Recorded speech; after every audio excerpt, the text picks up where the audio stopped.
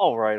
Hello, hello. Welcome everyone back to a porch rocking, little sipping in the sun and in the islands where Big K's from. Happy Indeed. hour show. Albeit it's a little windy here, but I'm told my audio is okay. Nothing like on the beach. But welcome everybody. It's good to be back on Friday normal time slot. And how you doing, Rags2Riches fam? Rags2Riches fam's doing well, man. I can't complain. I think everybody's excited about PulseChain. We've not been closer, so this is Closer awesome. every second. Right, every second. So yeah, good stuff, and it's good to see everybody kind of getting along, coming out of this little bear mentality, and people are happy and showing compassion to each other and hyping everybody up. So it's great, love it. Yeah, I feel the hibernation is clearing. I feel we're stretching our legs and coming outside the caves to see what's going on out there in the world. It looks good. It looks good. It looks good. A lot more love in a bull than a bear. So Oh yeah. yeah. Yeah. And Big K, you were mixing something pre-show. What the concoction do we have down Nothing's. yonder? No, I haven't made a concoction yet. I was just going to take a shot of this tequila. I will get some orange juice Here, out. I will do a shot with you of this fine Bacardi Black rum. What is that there? Fantastic! This is Avion. Avion, Silver. yes. Was that in Entourage? I think it was. Yes. Yeah, there you go. Mm-hmm. All right, bro. Well, cheers. Cheers. Happy Friday and happy hour, everybody. Yeah.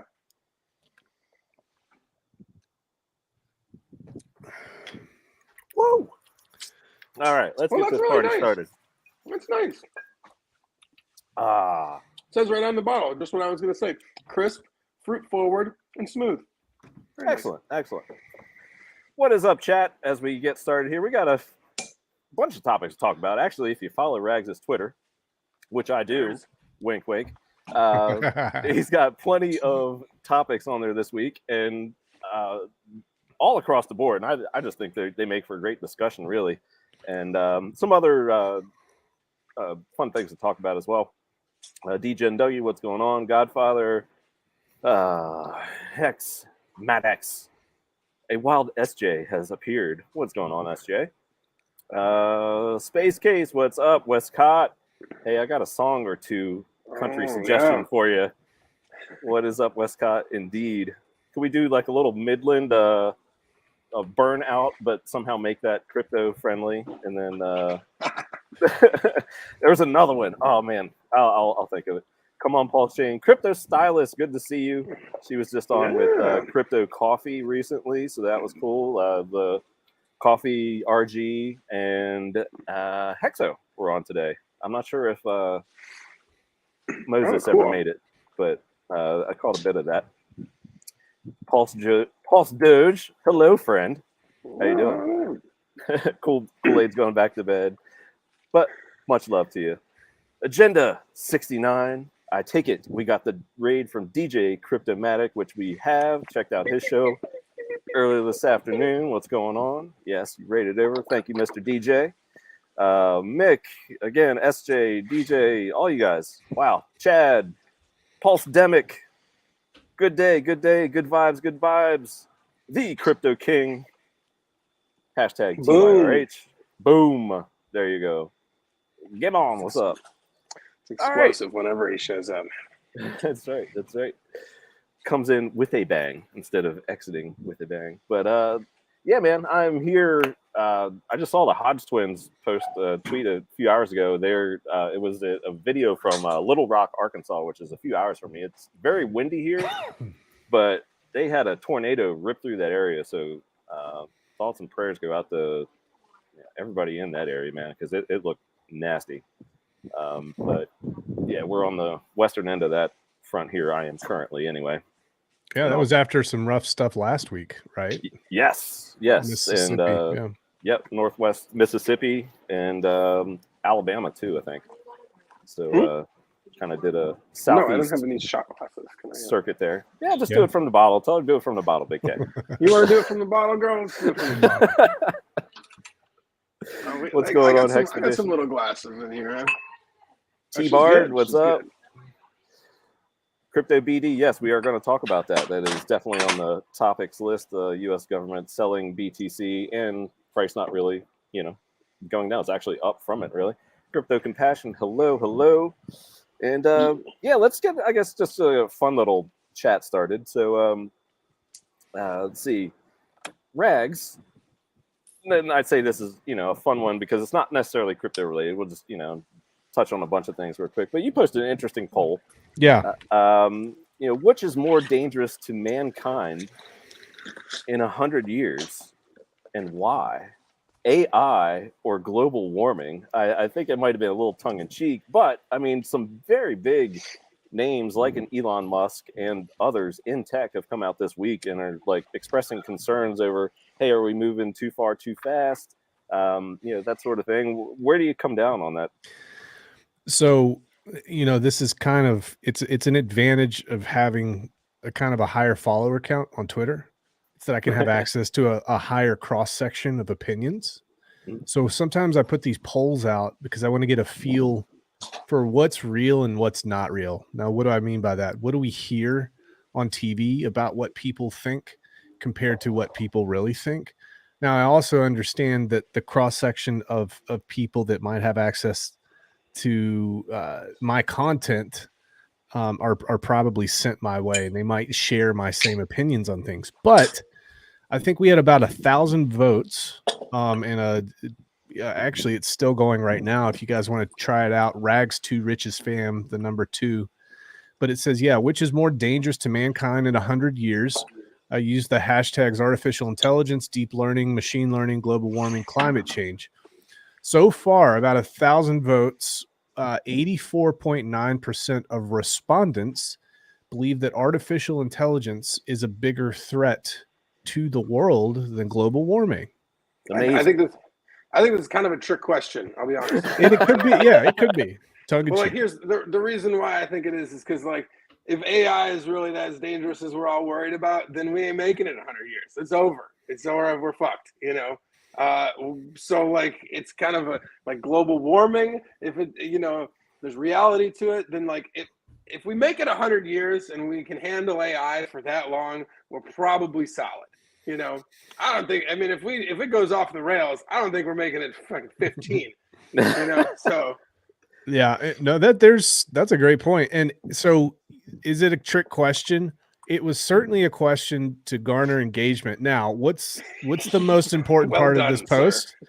It's the 3-letter word at the end, which is why. And that's when that's how you get real engagement out there. Yeah, you put your spacesuit on, your nuclear fallout suit, and you go in comments. So that's really what I'm here for, to check the comments out. If there's anywhere that I need a nuclear fallout suit, it's whenever I read the comments of anything. Yeah, because you get all the you get all the professionals in the chat, right? Everybody that's studied for 20 years, the PhDs. So the Twitter PhDs, the AI experts, since it has been around for so long. But I mean, I sat there and thought about it. I'm like, I wonder what people would say. What poses more of an existential threat? Like apart from all the the engagement bait, but it's a question that popped in my head, and it's cool to be able to ask it with Twitter. It's pretty neat. Yeah, and I don't want to spend too much time because obviously this is a crypto show, and we have many more fun things to talk about for the people in chat. But you did post a follow up to it, and it was talking about the advances in AI. Will cause the world to rely less on physical books, and I think that's already like been the case. Even talking about things like book burning or erasing history or selective, reading and whatnot. But this could very well accelerate it. I think you bring up a great point, and you mentioned here creating a bill to ensure books are treated like gold in the eyes of our government. And I think that's a great concept. Can you just tell us a little bit about that real quick before we get into the crypto stuff? Yeah, I get in these little troughs of thinking, and I'll stay there for a while. And I was just like, man, if everything is moving to digital, we got to keep the hard copies.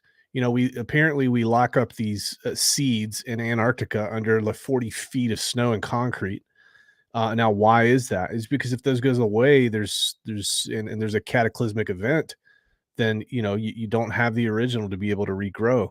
And that's the same thing kind of I think with knowledge. If there's a cataclysmic event with the major government in the world, or something just really bad happens, one of the first things that we see throughout history, all throughout history, thousands and thousands of years, they go for the knowledge first.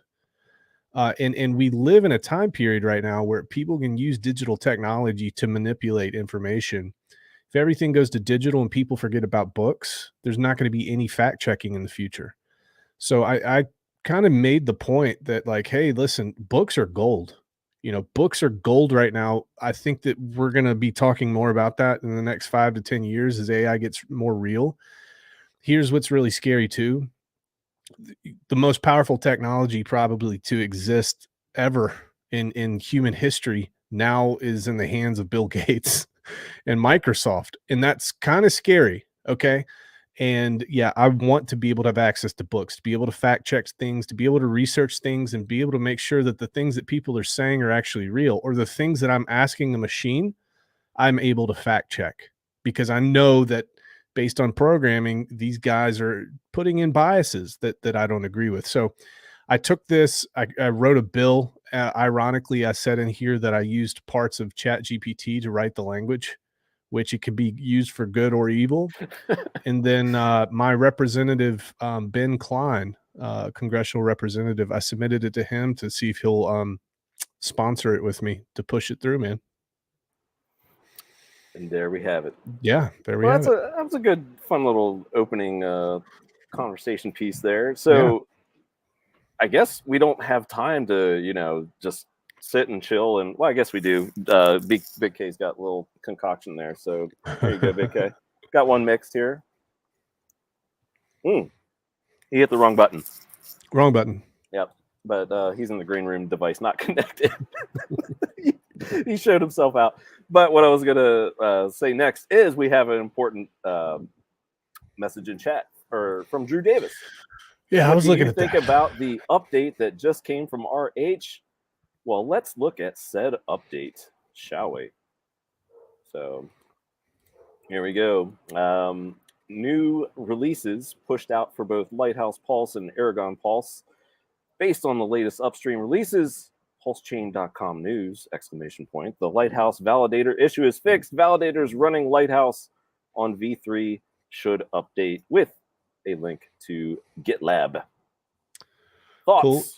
Yeah, so if you go to gitlab.com/pulsechain.com/Lighthouse Pulse releases V1.01, looks like, it fixed a validator duplicate field error.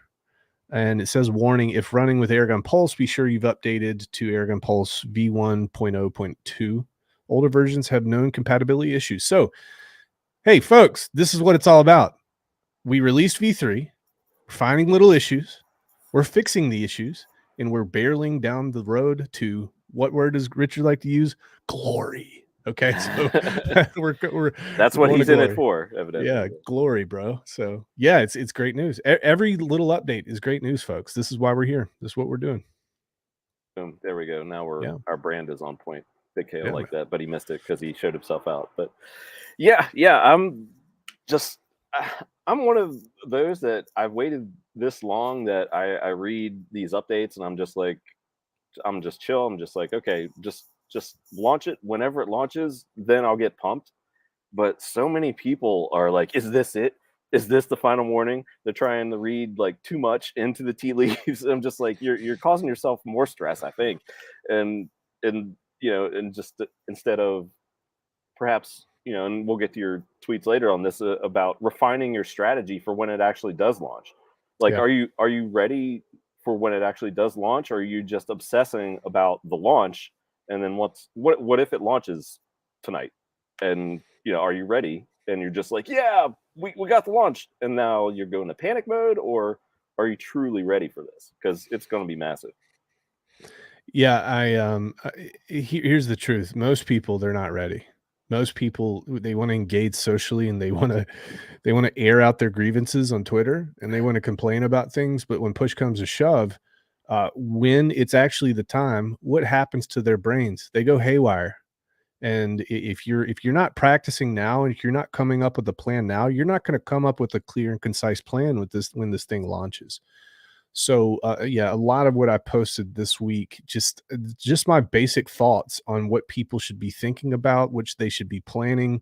And there are my opinions, and there's people that disagreed with me on some of the points. But the point is, we're getting the conversation started, so we can just be better as a community when this thing lights up, man. Yeah, it should have been started, or I guess more prevalent at this point, because we've had so long to prepare for it. But I guess that's also a product of it taking so long. Yeah, that people have just gotten complacent, which I mean is expected kind of at this point, because it has taken so long. There was like a false start, a year ago or close to it, and that's just a product of that. And I can understand that as well. But at the same time, it's like you actually had a warning from the founder saying, hey, consider this your final warning. At any time it could drop. So. Yeah, that's awesome that he did that.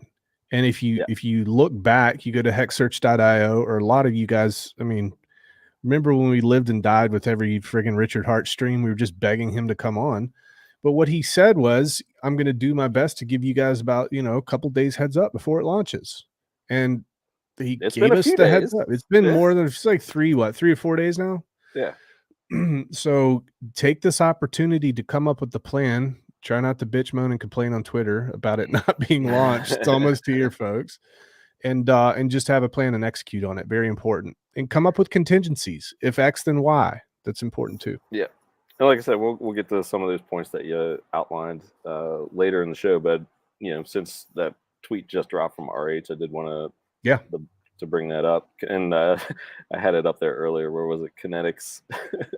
His strategy. He's dumping all of my Pulse and PulseX for USDC on Pulse. LOL. LOL Kinetics. Good to see you, brother. I guess Kinetics, Big K, perhaps got sent out to sea, because he has not returned yet, but it's all good. It's all good, man. We're chilling. It's a Friday conversation. So let's talk about some before we get into the true ecosystem news. Some stuff came out this afternoon. I don't know about you, but I guess when I started my crypto journey, I set up accounts in a bunch of places.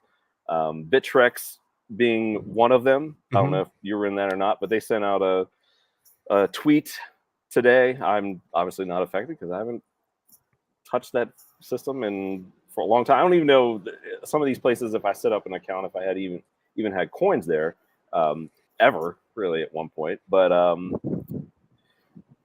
this kicks off our, I guess, United States anti-crypto part of the show. Due to continued regulatory uncertainty, we have made the difficult decision to wind down our U.S. operations effective April 30th of this year. All funds are safe and can be fully withdrawn immediately. This does not affect customers of Bittrex. I think this is the start of a continuation of a sad trend until maybe our country gets it together, or just they won't, and this business will go overseas. It'll go to London. It'll go to Singapore. It's just a sad state of affairs when, there's probably like 2 or 3 exchanges right now that you could possibly see as sticking around for the short/medium term at least. But I expect more of this. Bro, you can be a socialist in a capitalist country, but you can't be a capitalist in a socialist country. I mean, that's the bottom line here. They will depart. They will move out. They will leave, and until regulation changes. And that's the unfortunate byproduct of lack of regulatory clarity. It's unfortunate. And Bittrex was awesome because Bittrex had every pair imaginable back in the day. They had, I think that might have been, now that you mentioned it, why I signed up. Yeah. They had like they're a fantastic blend between like a good US exchange and a total shitcoin exchange. That had like, exactly. It's a fantastic blend between that. They had everything, dude. Yep. And I think they're like outlawed in the US now, probably. I don't know. I think they are. I didn't think so. I thought that they were still a U.S. thing, but like I guess, but like you could still use them. I mean, I hope they're not VPN fixes everything. Yeah, well, let's get into that. So the Restrict Act, which could come to a vote. Or I don't whatever. like it. I don't know. The chances of it passing. Rags, you might have more insight to that, but you bring up VPN, and my thoughts went there because it's like, okay, well, if you use a VPN to, in some sort of quotes, conduct illegal activities or activities that the government doesn't like from outside the country, exactly, then you could be put in jail for 20 years and fined $250,000 or something like that. Like, WTF, man. This is where we're at now. The real question is, do you pay the $250,000 before or after the 20-year sentence? Like, what the fuck is that? Like, seriously, this is some bullshit right there. I mean, does it surprise people though? Does it surprise, like, based on the trajectory that we've been going over the past 10 years broadly, and really over the past 4 or 5 years acutely, does this surprise folks? I mean, it's just the same. It does path. not surprise me. I mean, you just listened to Elizabeth Warren. She was on CNBC this morning, and I wish they would have pressed her a little bit more on Bitcoin, because she was on with Carl Quintanilla and Jim Cramer, and I know everybody gives Jim Cramer a hard time, and I have plenty to say on that. Maybe I'll get on a stream with funding Jim. Give him a hard time. He's just like wrong a lot. That's all. Well, he is, but there are a lot of fake tweets out there too with stuff that he has not said. But anyway, he said before she came on to the set, he's like, I want to ask her about Bitcoin, and it seems the rest of the world is getting much more friendlier to it, and we're not. So, what's going to happen if, that maintains and these people take their business elsewhere? And he did not ask her that specific question, which I'm just like, Argh. He asked her, I don't know, something about basic crypto, and she's of course like, everybody needs to have KYC and all this, and it's just like, well, you're just not for crypto. That's not crypto anymore. If you want everybody, you want the same rules as a bank. Well, it just doesn't feel very American, like that's how I feel. Not much does anymore, especially in the past 24 hours. But I think that could change though. It changes hands with the change of administrations. I will be surprised. That doesn't feel very American either. I'm not gonna lie. Like, that shit sucks too. Like, I will be surprised if we don't get different flavor of leadership. But ultimately, too, mind you, there are people on the right side of the aisle that are also for this Restrict Act. So it's just one of those things. And to be fair to the other side, there's people on the left that don't like it either. I mean, thankfully, I will say that there's not everybody out there it's not a full court press on either side. It's pretty difficult for everybody to get in line in something this whacked out, especially when we've already dealt with, I don't even know how long ago it was, 12, 15 years ago with the Patriot Act or something like that, so like we've already seen where this can go, and like people are wary, they're wary, to rightfully so. Yeah, I agree. I think, I lean towards one side. However, recently, really with crypto and just before that, I've seen that there are a lot of the same type of animal here. We're dealing with the same type of thing. And I think it's just conserving the status quo, especially financially.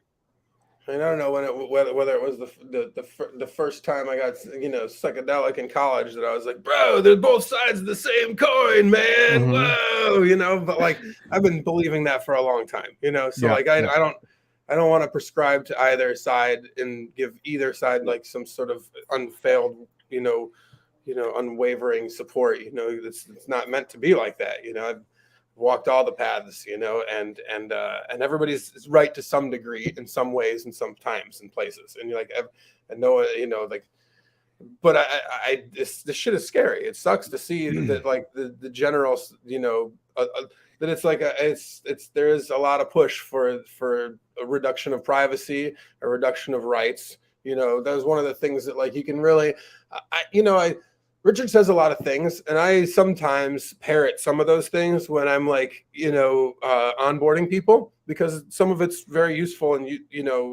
information or well put together thoughts. And the one that resonates pretty well in all of that is that oh shit, I just lost my thought. Fuck. Is it like, neither side is like 100% right or wrong. It's like kind of like this sandwich that you put together in politics of like some people have good ideas and some people have bad ideas, and you have to really parse through it all to find what works and what doesn't work. And it's scary to see the push in this direction. And another thing that he talks about is how much our rights disappear. And when you talk about email versus regular mail, when you talk about how our rights were clearly defined in one space and then ambiguously not there in the other, that resonates with people. That resonates with people a lot. It's easy to convince people that crypto is a good thing and can be very helpful and provides some of those inalienable rights by explaining that that like we have these rights, or we had them, and then they slowly get eroded away. What the hell is that all about? And that's like I said, both sides of the aisle, everyone can clearly can clearly understand that, like, hey, who gets to read your email? Everybody. Mm-hmm. Is that right? No, not at all. Why is that the case? That sucks. So like that, there is some stuff that I will say that, like, that's why I like bring it, like saying like that doesn't feel very American, is because like there's some things that we do hold dear, and I can really appreciate that people aren't, that we've dealt with some of this bullshit a few times over, and people are not as willing at this stage in the game to just jump on board with any of these sort of knee-jerk snap kind of decisions like this, or bills being put forward. Yeah, that's what gives me a little bit of like hope in all. I mean, like just us talking about it freely like this is a good thing. Well, the ultimate check and balance is you and I, and then this other guy up here in the top left corner.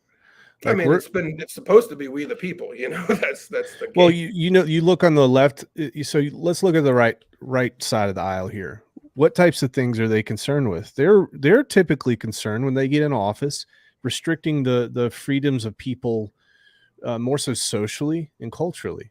You look on the left side of the aisle, I think that they're more concerned with restricting people financially, telling people what the best way to go direction wise with their money. But ultimately, any government that's ever started, name me one government that from the time they started to the end, whenever that was, people had more rights, more freedom, and more sovereignty. Yeah, it doesn't work that way.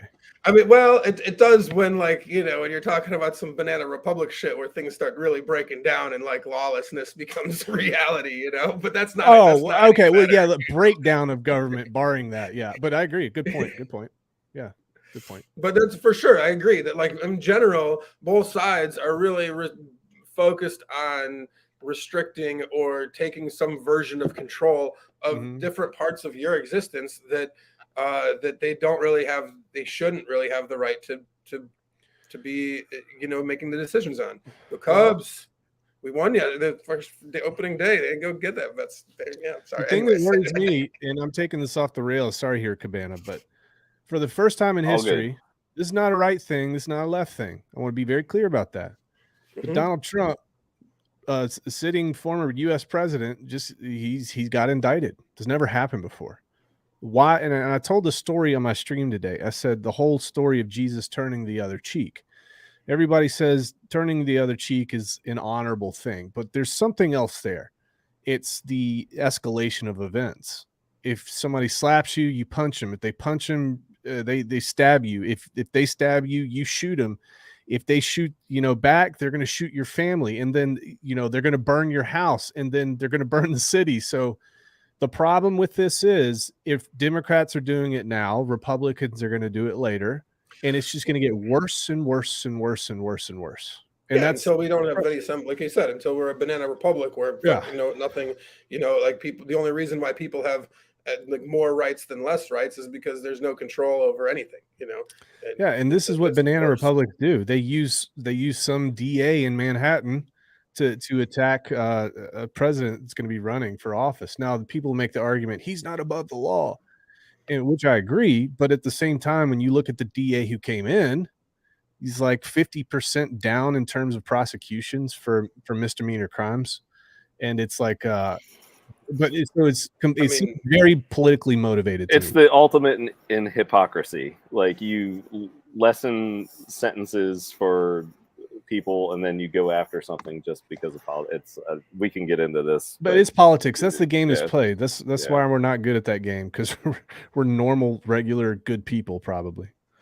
Yeah, 100%. And that's, Yeah. I mean, something that, like, I hate it's tough because, like, when we've focused so hard for, I mean, it's more than just the past 8 years or whatever. It's been like, since I had the right to vote, I feel like we've seen an insane polarization across the board. And like now we're seeing it come out in actual, like, whether you're for or against or whatever, like you're right that like there should, like, the people that should be doing their jobs should, like, I mean, how much resources and man hours have been spent working on that could be worked on other things. I mean, like I said, whether you believe it's a good, right Sure. or not, or he's not above the law or not, there's a lot more that can be done to better the world than possibly this.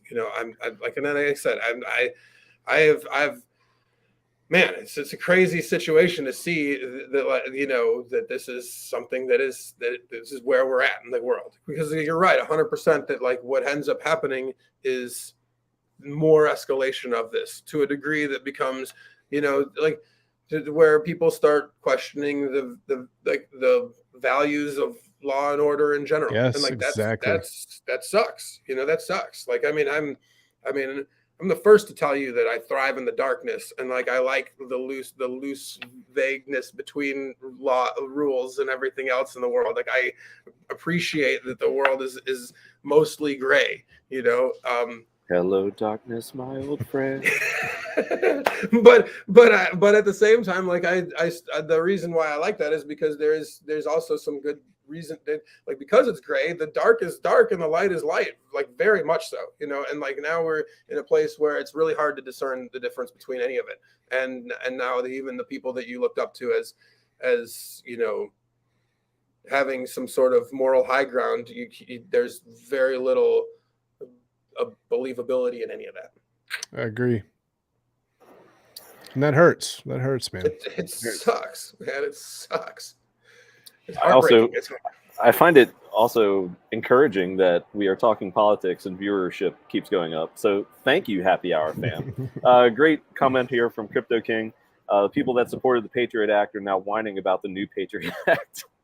I mean, sadly, there is some humor in that. I mean, you don't know what you get into when right. and when you open a can of worms, it's like the next time around. I mean, it's the same thing with like the pandemic stuff. Like, how quickly are those that on either side of the fence going to just line up and agree the next time around? I don't think as much. Whether for the right reasons, the wrong reasons, doesn't matter. It's like people that have seen what inequities can happen with lawmaking.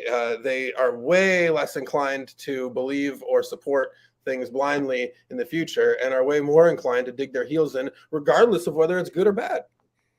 Like, so and like that's, like I said, that erodes a lot of these foundations of like these principles that we've really worked really hard to gain. And like, I mean, I'm the first person to say that, like, as you whenever you blow, like, oh, well, screw it, we're just going to blow up society. And you're like, well, then what's going to happen after the apocalypse or, anarchy? And you're like, well, who knows how to make some bread? Oh, this guy, well, he's going to be the bread guy. And you're like, oh, who's going to run the show? Oh, this guy's the fire guy. You're like, oh, it sounds like we're building society back again. Like, wait, what? So like, we've already come a long way. Yeah. Like we've come a long way, and I'm not willing to throw it out, like the baby out with the bathwater. And it sucks to see those at the top really force that issue upon people and make people make these decisions and feel the way that they do, and it's not good for anybody. It's really not good for anybody. It's people that are licking their chops and thinking that this is like, somehow the right thing, the right way. If I said, and then you add all this other shit that we're talking about, AI and all the rest into it, and it makes it like discerning reality from not reality very difficult. So I like your polls, Rags. I like those kinds of things that at the very least, when you ask the question at the end, whether or not it's a trick or meant for engagement or not, when you ask why, at least people start asking themselves that question too. Right. Conversation. People need to justify their opinions. I'm interested to see that more than anything else. Yeah. Yep. Me too. So crypto. I was about to blow away for a second. So here we go. It doesn't sound bad. I can't hear it. No, I'm shielded you sound from the wind, great. but I see like limbs and stuff like blowing down the road, and it's a good show, but I'm just waiting for something to fly in my drink or whatever, which won't be the end of the world. But anyway, what's up, Siren? How you doing? Yes, happy to be here. T-Gray brought up an excellent comment, which is excellent segue to the next topic. Like what they're trying to do, what they're doing to Coinbase. You're a bad actor, but we need you to offload this BTC GTFO. I mean, the irony, it's quite amazing. Like you see this, first of all, that T-Gray posted here, and you hear Gensler say, a few weeks back, not your keys, not your coins. So they get it. They realize the value of these places, of crypto, of these exchanges, but they're just flying in the face of it. And it's almost like politics, to where they're just like, who can we make mad? Or, we're just going to do it anyway, because what are you going to do about it? That's what it feels like. It's sickening to me. Yeah, man. This kind of goes back to this too. SEC sues, or SEC brings these charges against Ripple. Simultaneously, the SEC is working with Ripple to create the infrastructure for the CBDC. And I think that's interesting. Is that hypocrisy at its finest? Okay. Well, what about go ahead. I mean, it is, but like that is one of those things that, like, people on either side that want to, like, we use the term of they a lot, but like the problem with government in general is that it's like this giant, autonomous kind of organization existing in all these different facets. So like some people feel this way, some people feel that way. Some actors, like I said, they're simultaneously suing while they're also selling coins through the same platform. I mean, like, and like, is that like some cabal, or is it just the fact that there's a lack of like, there's just a lack of communication between all those people, and a lot of different feelings on either side pushing one way or the other, the thing that concerns me in those types of situations, where you have two government agencies that are doing two different things with the same private entity, is the government saying, hey, listen, if you cooperate with us and you do well with us on this CBDC project, we're going to kind of let this whole, suing from the SEC kind of slide by. That's the type of thing that goes through my mind when I see stuff like that. I mean, again, that reminds, and what we were just talking about, public shit, that you feel more like we're in it. I grew up in Chicago. I've known about corruption my whole life, so leverage. I see it in action all the time. Yeah, man. What's up, Gary? What's going on, brother? Welcome to the chat funding, Jim. I think I'm going to take a position that maybe you call it devil's advocate, but like there's so much content that's out there right now about CBDC. Like we had this nice engagement with myself, Walrus, and I can't remember who else was in there, talking with Chris Black about USDC is CBDC.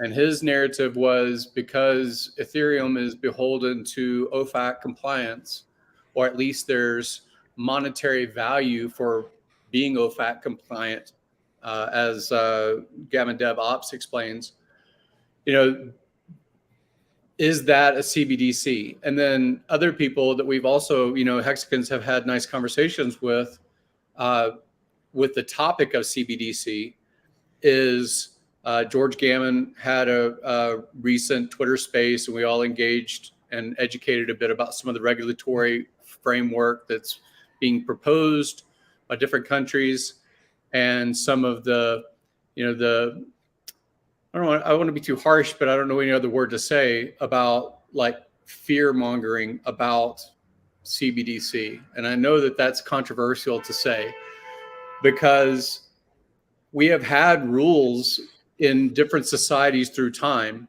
And when those rules extraordinarily favor one group over another, there's revolution. There's people saying, that's not right, that's not fair, my community is ostracized, I can't participate, I don't have vote, I don't have land rights, I don't have property rights. And then there's revolution. So that's where like the French Revolution or the fall of the Roman Empire or whatever, right? There's a tipping point. And there was a time not that long ago, maybe just before I was born, when there wasn't civil rights in the United States. And there was exclusion of populations from different, economic centers and opportunities and so forth. Is that CBDC? Because you're saying this person can't economically participate, or we're going to turn off your access to the bus or to the diner. And you have basically people that say, that's not right, that's not fair, that's not social, that's not the society I want to participate in. So like part of the narrative that makes it interesting on YouTube, interesting shorts, interesting to have, people gather together in a seminar and have someone stand on stage and talk about the fear of CBDC is that it's going to go China, that you don't have access to economic energy, you don't have ability to transport or just have free speech if you can't get to the rally because your economic ability is terminated or disrupted. And I understand that. That makes sense because you have examples in like the truckers in Canada, or you have examples in other countries, and you say, well, over there it happens, but it doesn't happen here. Like I understand some of that like proposal, but at the end of the day, if individuals and people and communities don't allow for it, they can do it through regulatory participation and vote, and let's get this person that's in my favor versus against me with the CBDC topic. Sure. But at the end of the day, like governments and societies change because there's loss of treasure and there's loss of blood. That's basically where you have big disruptions. So like, I don't really think that the CBDC topic is big enough that most people are going to risk either treasure or imprisonment or blood from their own, family or tribe to fight it. These become talking points. And right now, like most governments have more access than they ever have had to your information. And how do they have it? Because we give it over. We give it over in social media. We want the thing delivered to our front doorstep by Amazon. We want to use credit cards. We want, to have economic access. And to me, like the CBDC thing, change the word to Visa. Change the word to MasterCard, change the word to YouTube. Like, so why?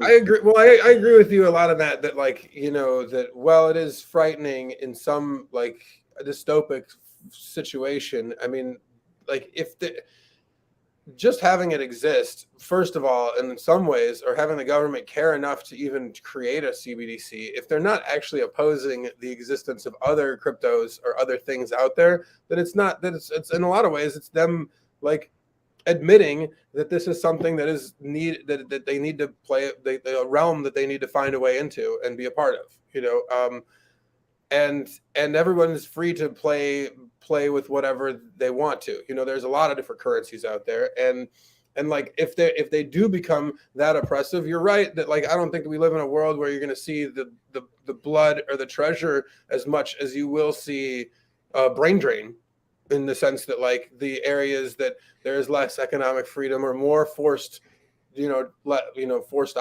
choices, you'll see less innovation and more falling behind. That you'll see. I could believe that. So I would say I would say this. it's an absolute freaking nightmare what's about to happen with CBDCs. And here's why. Not just going to say that. You look back in history, look right now. Does the government have full-blown access to be able to restrict you from using cash or be able to track you when you make cash transactions? Answer is not technically. I mean, they can kind of see that you took money out from an ATM. Okay, I get that. But when you go to make the transaction, can you see that monetary energy passing through? No, you can't see it. This is about control 100%. And I knew it was about to control because I saw the executive orders that went out about 18 months ago. And they were asking for leaders all around the world and thought leaders all around the world to come together and help the U.S. government, multi-agency, come in and try to figure out how they could create this awesome payment government-based infrastructure. Now, when you get into the details of what they're saying in these documents, I said, well, that's kind of weird. Why are they asking for ESG experts? Well, that's weird. Why are they asking for LGBTQ plus experts? Well, that's weird. Why are they asking for equality and equity experts? What's up with all this? What's the point of all this? Then you dig in a little bit more, and some of the Fed guys start talking, the Fed governors, and they start saying, yeah, imagine this. Imagine in this perfect world, all these people in this chat right now, people on this stream that have high net worths, imagine if you're able to switch somebody over to a CBDC from the traditional system, okay? Imagine if they have a net worth under $100,000. For every dollar that you have under 100,000, we're actually going to give you 1.5 CBDCs. However, if you're above $1 million net worth or $100,000 net worth or whatever that threshold is, if you have a high net worth, 10 million, 20 million, we're going to redistribute these CBDC funds to make sure that you have 75 cents on the dollar. Wealth redistribution. I really believe that that is what this is all about. Not to mention the fact that the Federal Reserve, even though we know that it's not really private, right? There is some semblance of privacy there. When you have the government that you have a government-backed wallet that holds these CBDCs, and they can just go in and just cut this stuff off eventually. Everybody thinks about like in the now, and I know you're playing devil's advocate here, Gary, but everybody thinks now and they don't think 10, 20, 50, 75 years in the future. We have to think for our kids. And for these reasons, man, this is sketch. This is suspect. This is weird as hell to me. And if we're looking at the rollouts of CBDCs in other countries, you want to talk about bloodshed, just take a look at Nigeria. You're not going to see it on CNN. You're not going to see it on MSNBC and all these other places. They told these people, you got 72 hours to take your money out of banks, and they're switching over to the CBDC. You want to talk about fire in the streets? You want to talk about damage? You want to talk about people killing each other? Bankers, like this is the type of thing. There will, depending on how they roll it out and how well they roll it out, in what way, if you adopt our CBDC thing, you're going to get some type of tax credits, or they're going to give you something to do this. I guarantee it. It could or could not blow up in their faces. I don't know. I don't want to get away from a cashless society. And I will say this too, or I don't want to leave a cash-based society. I'll say this too. The other problem here is we've got, hold on, I just lost it. Yeah, we already have a system in place that does what the CBDC wants to do. We have it in the SWIFT system. We have it in Visa, MasterCard, but more importantly, and most importantly, we have it in cryptocurrency. So what's the point? What's the point of what they're doing right now? I think it's control. I don't think it's ease of use, the primary. Right. I mean, I'm not saying that it isn't. I don't disagree with that. But I also do believe that, that we will still live in a cash. There will still exist cash. I mean, whether or not, I mean, I live on an island, and I am on another island right now. And if there's no internet, which happens regularly, there has to be another method of transmitting value. It can't, even though on the island that I'm on all the time, they do have, Atayache Mobile is like a use everywhere kind of thing. And it's similar to that. You link your bank account and you can pay anybody you want through phone. But that doesn't mean that people don't use cash. They still do. And I still do believe that when that goes out, there has to be a way to transact. And we live in a world, there hasn't been in history yet a time when only one currency existed and that was the only thing, like there's always been multiple options around the world, and I don't think that you're ever going to find a time when you're going to get all of the countries or all the people of anywhere to believe that only one thing is the answer. Well, and it hasn't existed yet that every central bank in the entire globe is connected the way that they are now. That's the thing that also scares me. There is some truth to that, but it's not, again, I'm sure that like there is other pockets of people that exist in other realms that, whether it be whatever type of transacting that they're doing that like exists outside of that. You'll have an underground market pop up. If people, if they'll 100%. say no and they'll start using, whatever. Well, that's what I mean. And like, and just like Gary was saying that like when those kinds of pressures are, unnecessarily put on people, that eventually you'll get, revolution of one form or another. So like I like whether it be underground markets or whatever it is, I just don't think that we're going to ever live in a world where you're like, at least for the long foreseeable future, where you're not going to have some form of physical payment means. I mean, maybe I'm totally wrong, and maybe we're all fucked, but I don't think that. Because I just don't see. I do. It could, but then we go back to the bar. As soon as you got to pay for coffee somewhere and your internet doesn't work, you're going to trade something for that coffee, and then. Well, what's the trajectory? That's what I would say. Like, what trajectory have we been on? We're getting away from cash this whole time. This is just going to kind of accelerate that, I think. So the basis of basically everything that has been said is credibility. That's the basis. If you go back 100,000 years, the tribal leader that had feathers in the cap and people listened to was because that person had gathered political or warrior status or resource gathering status where they had credibility. And that 50 people or 200 people that lived in that tribe respected that person. And maybe there was some delegation to the other, hunting party or warrior party, but it goes to credibility. And that was a cashless society. That was simply social capital being exchanged. You move forward and you can go to, Yap Island where they used a big boulder, or you can talk about clams or feathers or, these shiny rocks found in rivers like gold or silver. And you can say, okay, well, what is that? That's just a proxy for social capital. What is your credibility? You go to today and you have a FICO score, you have an Experian score, you have in China, maybe you have a social credit score, but those are, again, proxies for your social capital, like all of these things are, right? Richard wears luxury goods. It seems like he lives in a castle.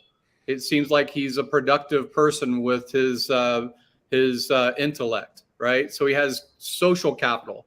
Not one of you have ever received $1 from Richard. Not one of you, but all of us have benefited from social capital.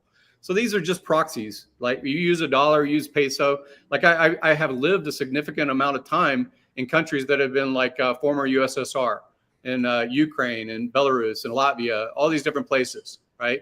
I'm currently in South America, which is probably 90% cash, right? It's not a lot of credit. Like there are places in like major cities that, they have credit cards and restaurants and you pay for an Airbnb or something like that with a credit card. But a lot of their economy is cash, right? But also in a lot of Latin cultures and former USSR cultures, it is still social capital. It doesn't matter whether it's a ration card, a coupon that says you can have 2 gallons of milk per month, right? In communist society or socialist society, these are still social capital exchanges. So someone comes into your merchant store and you're under a communist regime, you tell that person that's a stranger, we don't have any milk. There's no milk available. It hasn't been delivered yet. And it doesn't matter if you have a coupon. It doesn't matter if you have a ration card. It doesn't matter if you have cash and rubles. It doesn't matter because you don't have social capital with me. When that person leaves, the person that you do favor, you tell them where the milk is underneath the cabinet, right? So like some of these things are, to me, again, they're all proxies for your social capital. And until you basically are restricted enough that you tip the scale of a community, you have, people that say my religious rights are infringed upon and I'm going to risk life to go across the ocean and become a pilgrim in the United States. You have tons of people that move from war-torn or dictatorship kinds of environments, and they risk life for themselves and their children because they do want some sort of freedom, right? But these are all just proxies for social capital. And Has there ever been an example in history where you could track the use of social capital via proxy of a precious metal? Has the government ever been able to track that? That's the difference. Yeah, but these things weren't. Again, I hear this. I've heard this echoed in the gold and silver community for probably 15 years, and I've heard this repeated and regurgitated in the crypto community in the same way. You know, you receive a salary, or a lot of people receive a salary because of salt. There's a history where salt had more value than gold.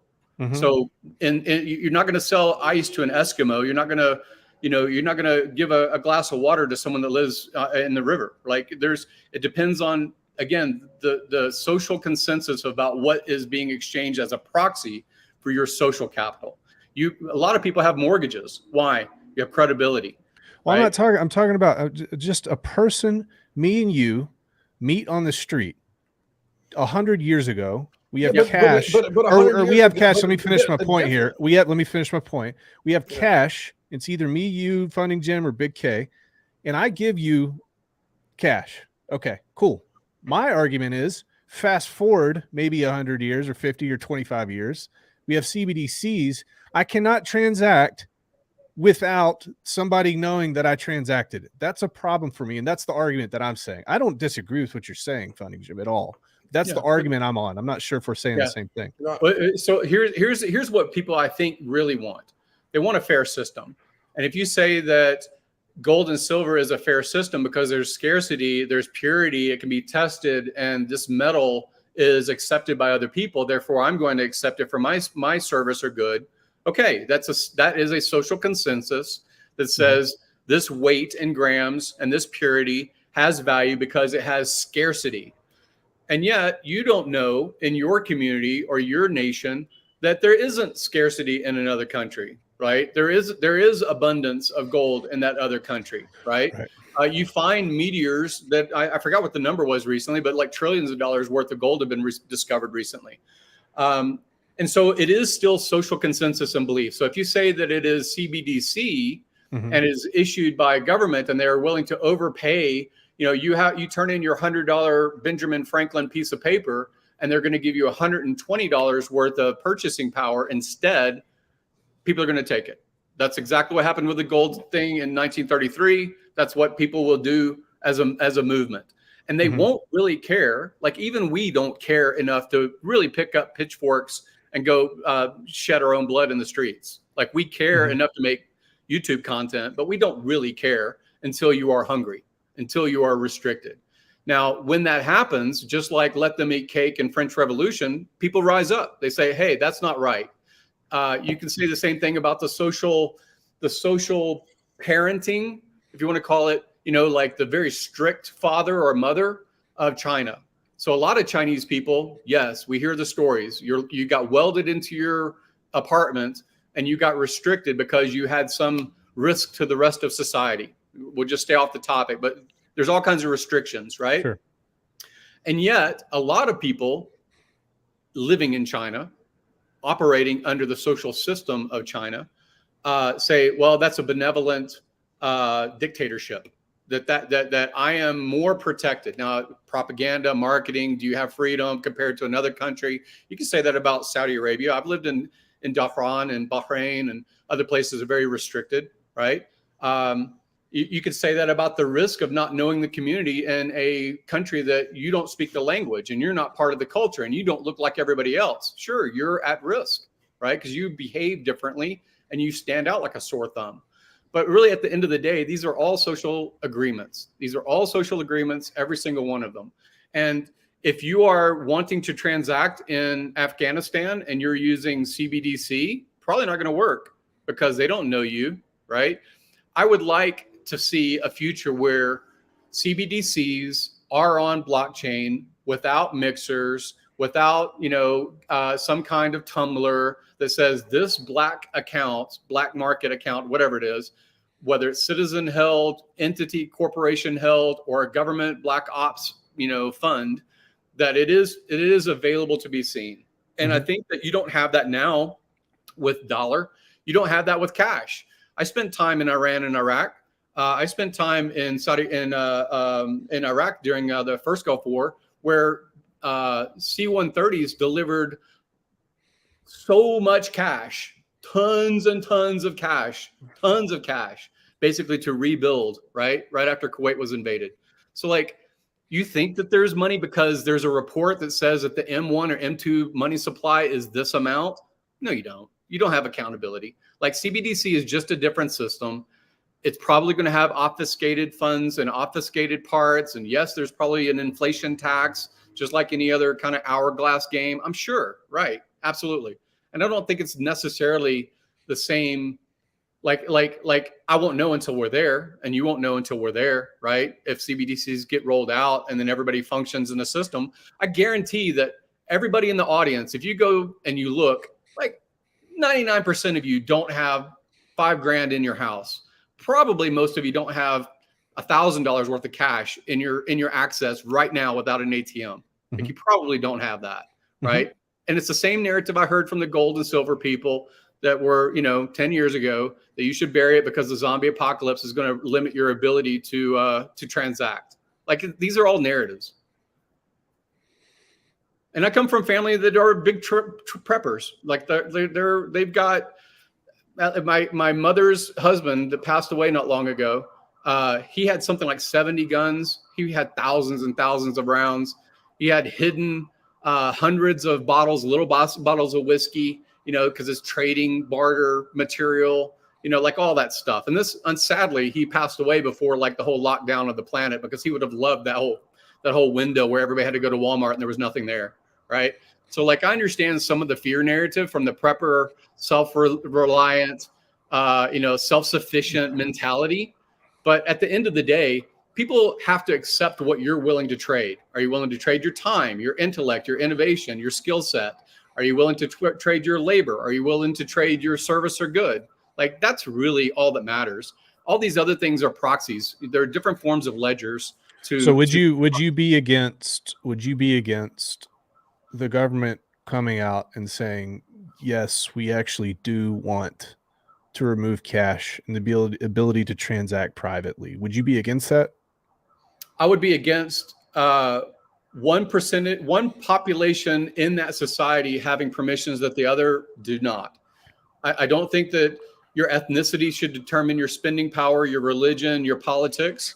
And if you're saying that the government is the them versus the us, that's just a frame of division. Like how are they spending for their dinner and for their apartment? How are they spending? Are they spending as national law? You will not be able to transact unless a database somewhere sees that you're transacting. Yeah. So who has access to that is just the question. Yeah, probably the Treasury. You see what Pelosi spends or not? Would I be able to see? I'm saying that I'm asking, like, for me, it's financial privacy. I brought up a couple other points like at the beginning. But would you agree?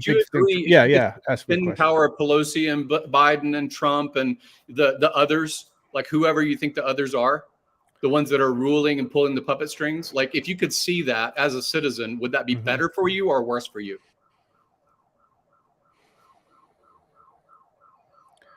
If I'm thinking about this and I'm being honest with myself, we start from the ground up. I think anybody, not in those positions of power should be able to transact privately. I think also that if you have the government that is connected to the coffers, I think that there is an amount of accountability that should be demanded from the public. And I think that's why you see some of these laws passed that say, hey, you got to let us know about the trades that you do and this and that. So I think there is a different level of accountability for politicians and people in government, especially if this is connected to the coffers. So I guess the people that I'm talking about would be underneath the governmental level.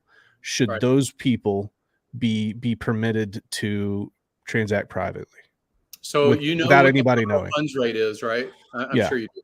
Yep. So what percentage is it now? I mean, I haven't 4.75 maybe. Okay, and that's on, and that's the interest rate basically for interbank exchange for or proof, loaning. Yeah. For zero extraction cost, zero political accountability, but basically creation effectively of new money, right? Yeah. Who spends that? Who spends that 4%? That earning of the Federal Reserve, which is not federal and is not a reserve, it's a private corporation. It's made up money. It's made up money. It just goes back and forth in between banks. Right. Do you know who owns it now? Who receives that money? That interest? So are you saying that if a bank calls another bank because their deposits are low and they loan another bank 4.75%, loan it overnight, basically to fill up their deposits, who owns the money? Yeah. So when that bank that borrowed pays back and they pay interest on top of the borrowed money, who receives the interest? Ultimately, a portion of that interest is doled out at almost zero or very, very small from the Federal Reserve to the primary banks. So ultimately, the primary bank, the Federal Reserve, gets portions of that back, essentially. Right. And so who owns the Federal Reserve? That's up for debate. Right. That's my point. Right. That's my whole point. Right. You already operate in a system that's cash-based, M1, M2 money supply, credit supply, new mortgages, new credit cards being issued to new people, new credit spending limits, and you call it cash, you call it access. You can pull it out as a cash advance from your MasterCard, right? New cash, right? You already operate in that system. And you already don't know who spends 4.75% of the federal funds rate when it gets repaid. You already operate that way. So do you think that a blockchain version is better or worse? Do I think that a blockchain version of that is better or worse? If you could see where the money went. There's a lot of questions. There's a lot of complexity with that, though. I mean, are the wallets going to be, are they going to be public, or are the wallets going to be anonymous? You know, all I'm saying though is if I have cash that was given to me by my grandfather that was stashed away or buried, is it okay for me to feel like I should be able to take that cash and pay somebody for a good or service and not have anybody know about it? That's all I'm saying. Right. To me, again, I'm playing devil's advocate. Yeah. So part of this is, that Texas was independent, and that Texas, as a country, issued its own currency. Sure. I mean, I have a couple of those bills, right, from the 1800s. And so for about 5 years, it had its own bank. And that before the Federal Reserve existed and there was a national currency, maybe in the Constitution, it said this amount of metal was worth $1. Like it was part of our Constitution as far as the metal standards. Sure. But individual chartered banks from individual states and communities called themselves a bank, and they issued a piece of paper that looked different from state to state. It didn't have a national currency. Then you evolved, and you've had different versions of the dollar that's still called the dollar for hundreds of years. And yet all the backing is different, or all the reference of what gives it value has been changed over time, right? Now we're going to have another version, right? And I think that there will still be a CBDC, and I think that it will roll out, and I think that people will just use it similar to how they pay their Visa and their MasterCard and their light bill right now. They earn something, it goes into a ledger.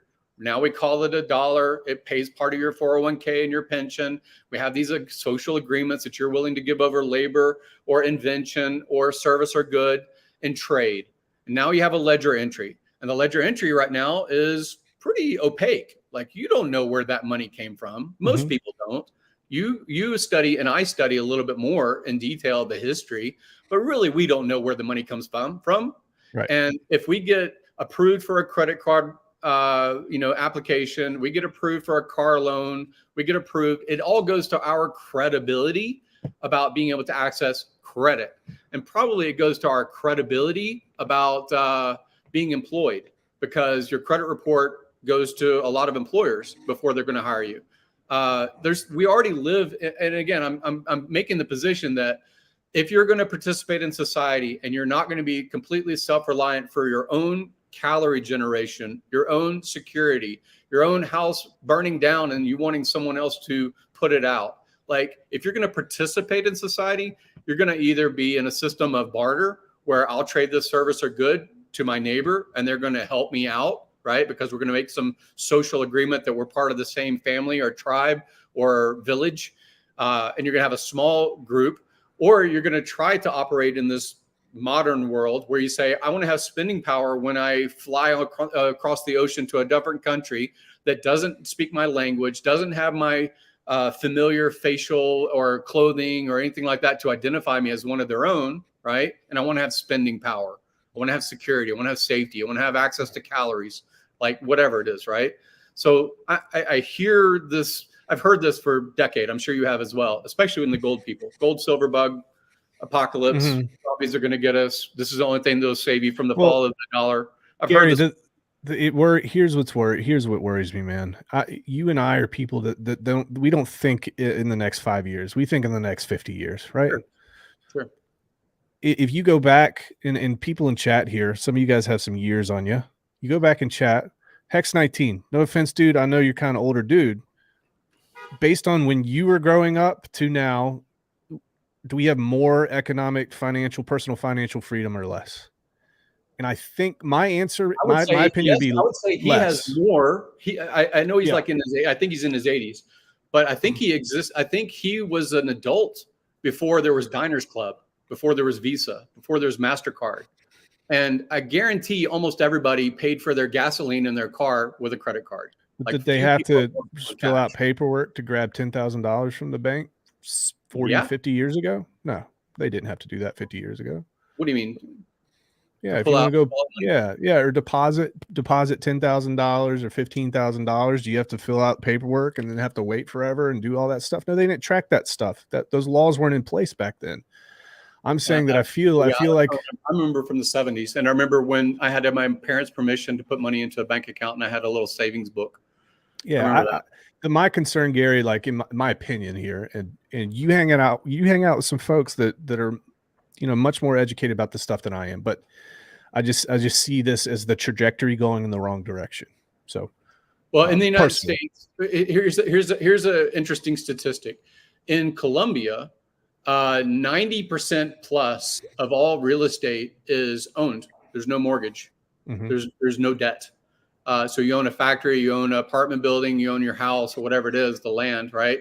And there's not even taxation on the property that you do own, right? So the government and the citizenry have a social agreement.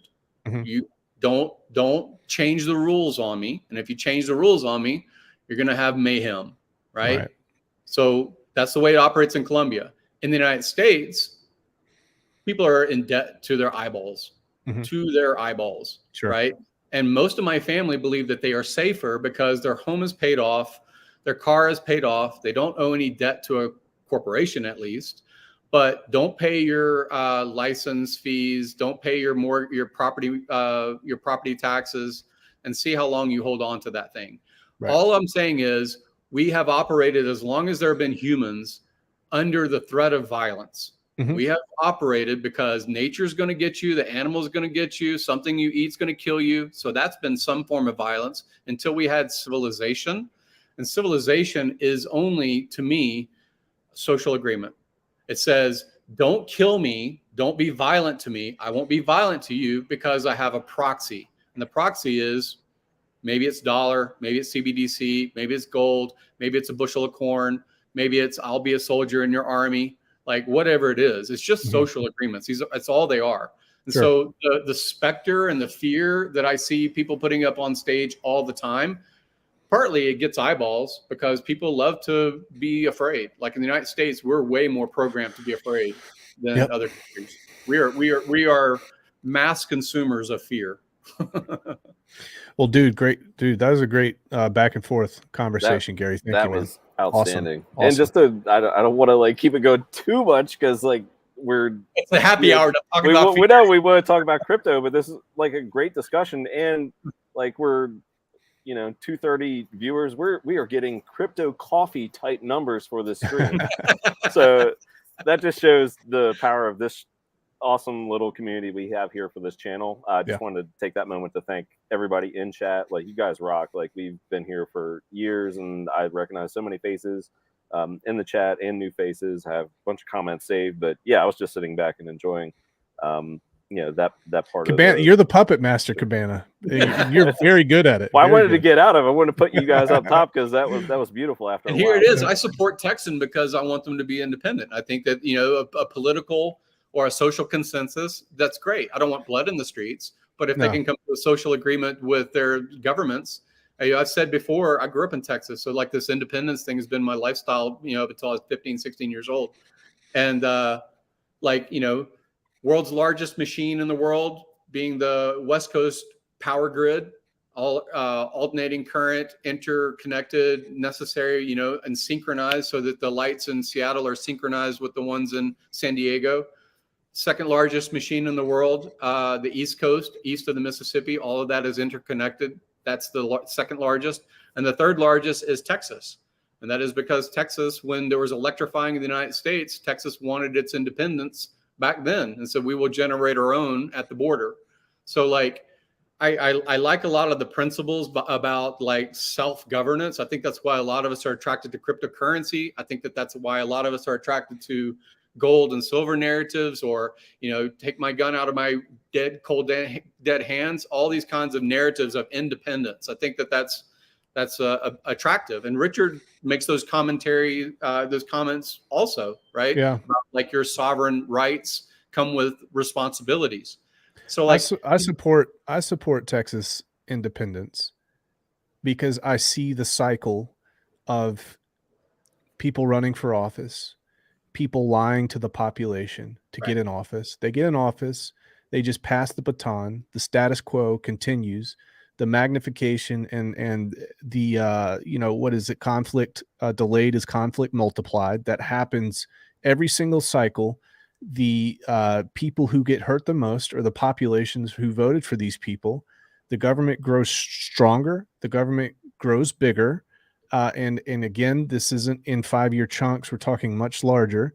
The reason I support these folks at the T&M is because they represent a body of people who are actively trying to go back to the original agreement with the federal government. And hopefully other states will see what's happening here, and they will be emboldened to take charge and say, you know what, enough's enough financially, enough's enough socially, enough's enough with all that. And hopefully that could give us, in a peaceful political way, that could give us some chips to be able to negotiate with the federal Leviathan at this point and say, guys, you can't do it this way anymore. Everybody complains about the government, but everybody just keeps voting for the same people and expecting different outcomes. So that's why I do it. I actually hope that it brings the United States closer together, and for those reasons. Well, I think the fair rules system is what we're looking for. Like sound money, the idea behind sound money is that it's fair. And the idea behind, for me, one of the value narratives of HEX or, immutable or, protocol is there's a rule set. Here's how you play. Here's who's restricted to playing. No one. Anybody can play, right? So like I like those fair systems, those fair entry systems.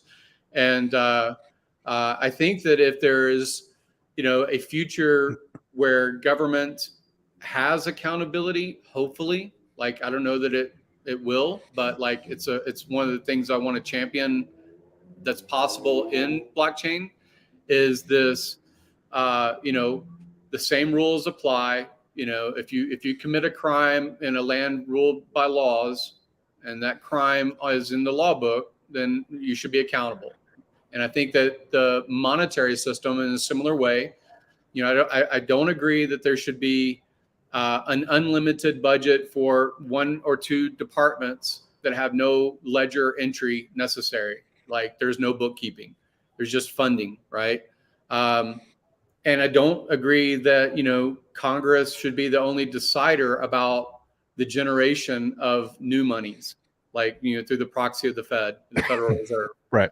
Like these ones that are not accountable and closest to the spigot and, having an us versus them narrative, I think that is perilous in general. Right. Sure. But until there's, let them eat cake moments, until there's basically, restriction enough to where people are willing to risk their actual life or their actual treasure in imprisonment.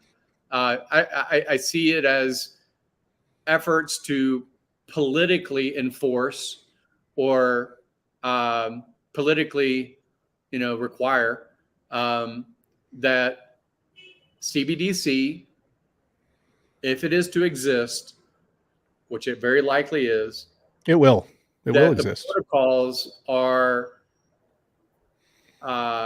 game theory fair.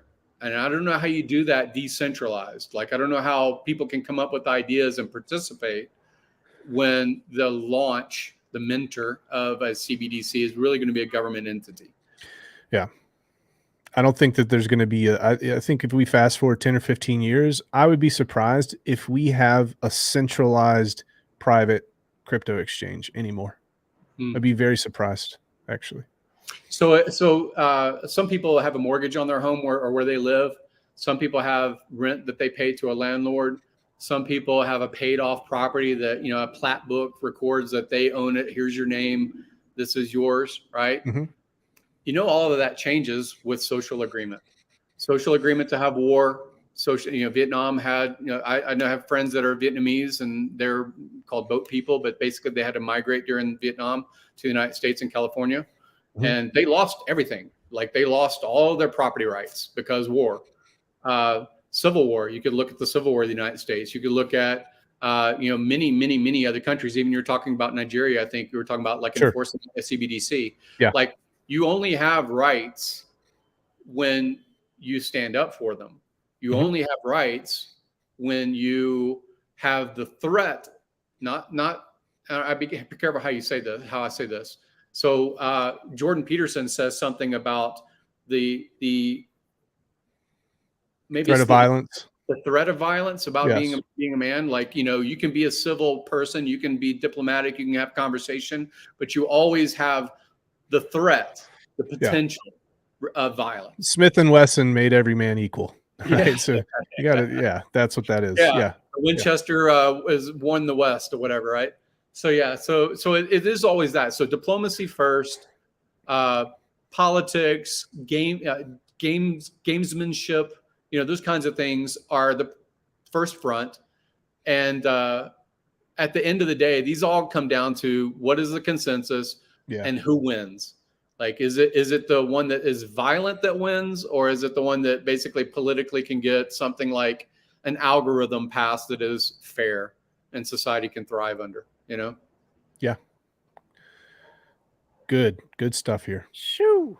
I think aliens or robots can save us. Like, it's either AI or Martian. We already had that discussion.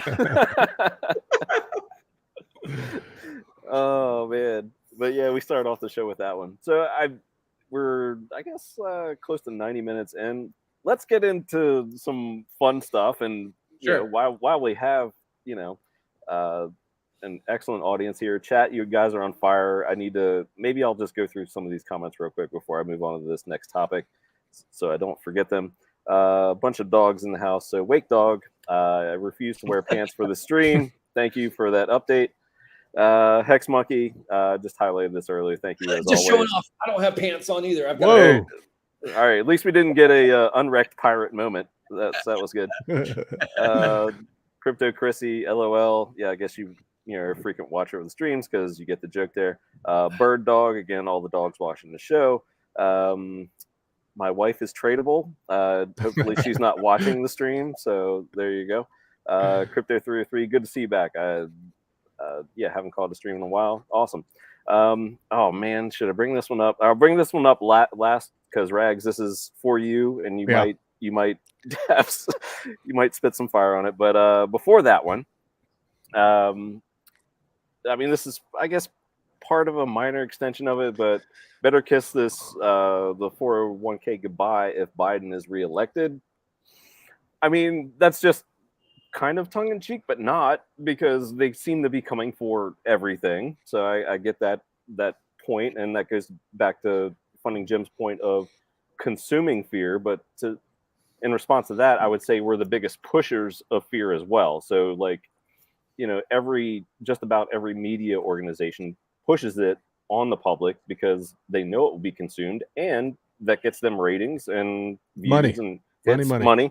That's all it is there. Mhm. So, Rags, this might be a good time for me to go make a beverage before we get into the fun stuff. But here we go. Rags just seems to want to keep all his money away from government and wants to reap the benefits of a society with everyone else paying into that society without him paying those benefits. Yeah, James just seems to want to make sure that his people can spend my money better than I can. That's what I think. So we could flip that back on you. I just believe in capitalism, and that statement is extremely socialistic, and I'm unapologetic about calling that out. And personally, when I have that argument, here's what that is. Here's what that is. It's one of two things. You have people who are extremely compassionate, okay? And they say, look at all the people out there that have created massive amounts of safety net for those in society who are less fortunate. And look at this red-headed, freaking ginger bearded guy coming in here and saying, screw the government. I'm going to keep all my money and I'm going to hoard it because I hate everybody. And it's just all about me. That's one take. That's one take on this. The other take on this is to see what capitalism has done and see what money in good people's hands have done for people throughout history. And that's the camp I'm in. I don't want to depend on government to spend my money for me. I want to put it where I think it's best spent. So that would be my reaction to that statement. And that's not the first time I've seen it. Yeah. So a lot of society, especially in the United States, would not have survived 100 years ago because you had to be productive. Now, if you have handicap, you have mental incapacity, things like that, then families or churches or your community would take care of you. And they hate it when you say that. They hate it when you remind them that a safety net existed before the government. They hate that. Yeah. Long before the government. There's been a policy replacement of the father or of the social glue of a small community, things like that, people where you grew up and you're socially accountable. You do something wrong as a 15-year-old, you blow up the mailbox of Farmer Jones, right? And that is social capital that you lost, and now you're seen in a certain light. There's accountability, right? Because everybody knows what you did. A lot of the like the narrative around I don't get this wrong. I'm a very charitable person. Sure. I think all of us are. Like we give time, knowledge, experience, all those things like that through social media. Some call it opinion, but like we're usually drawing on our own experiences, and that's a value give, not a value take most of the time, right? Yeah.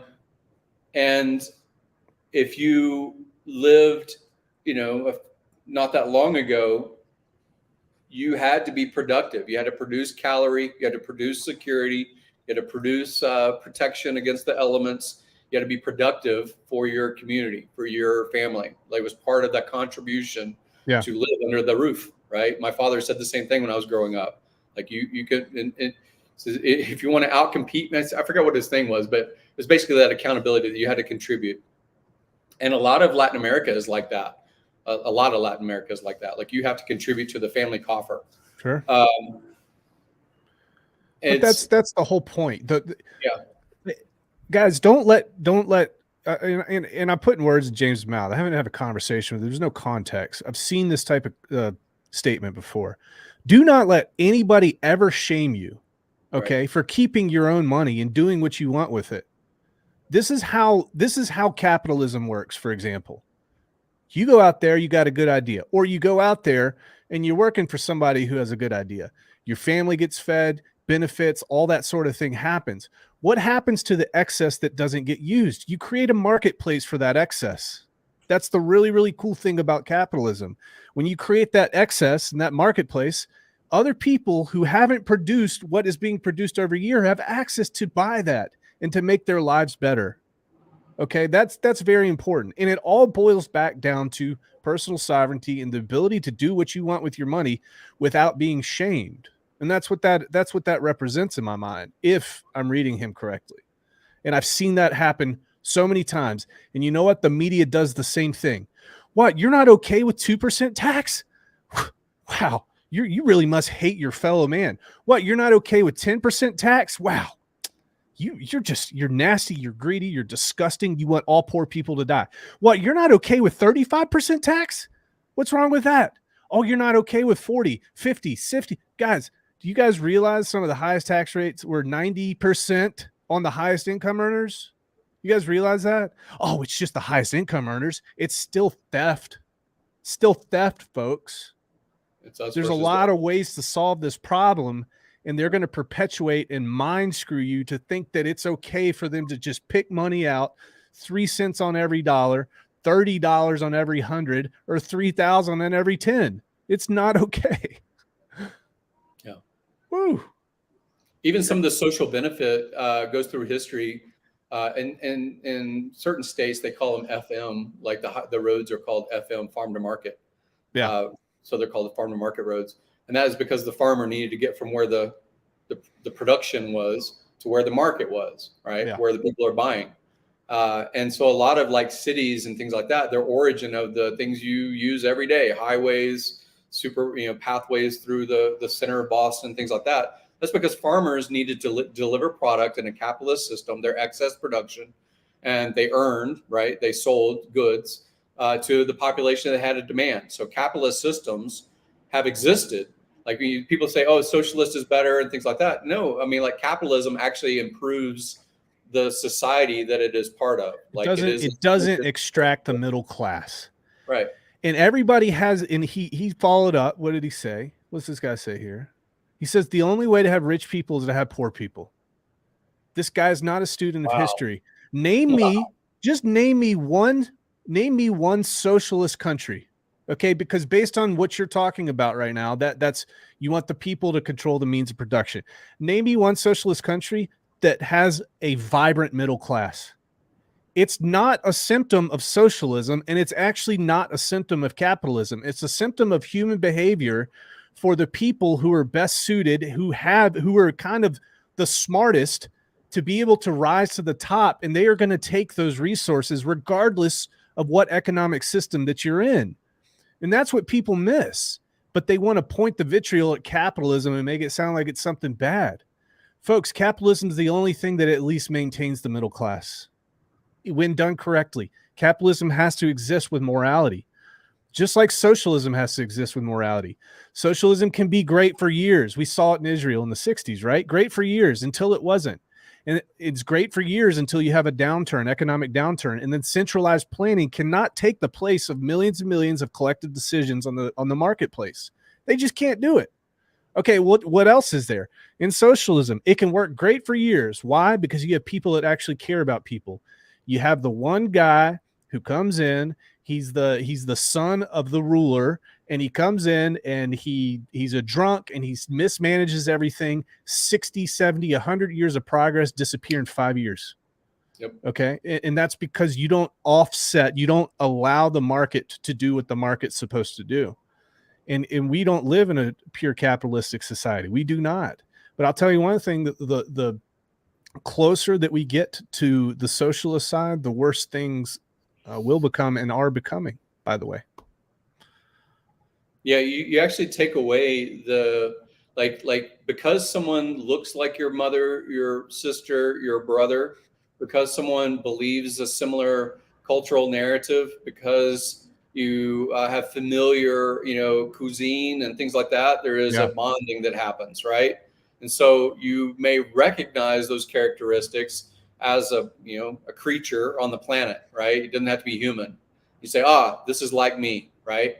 Yep. And then the fight or flight mechanisms that are subconscious treat other things as a threat or as food, right?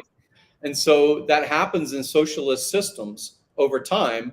Doesn't take long, but over time, because like I said earlier, you know, you're running in a socialist or communist regime, you are ordered to be a merchant and basically trade coupons or ration cards for calories and supply, right? Right. Because this person isn't part of your bartering, your social capital bartering system. They're not part of your family. They are a stranger to you. They're not, you know, these are social trades. I'll do you a favor, you do me a favor. A lot of the world operates in what you would call a grift society, Yeah. right?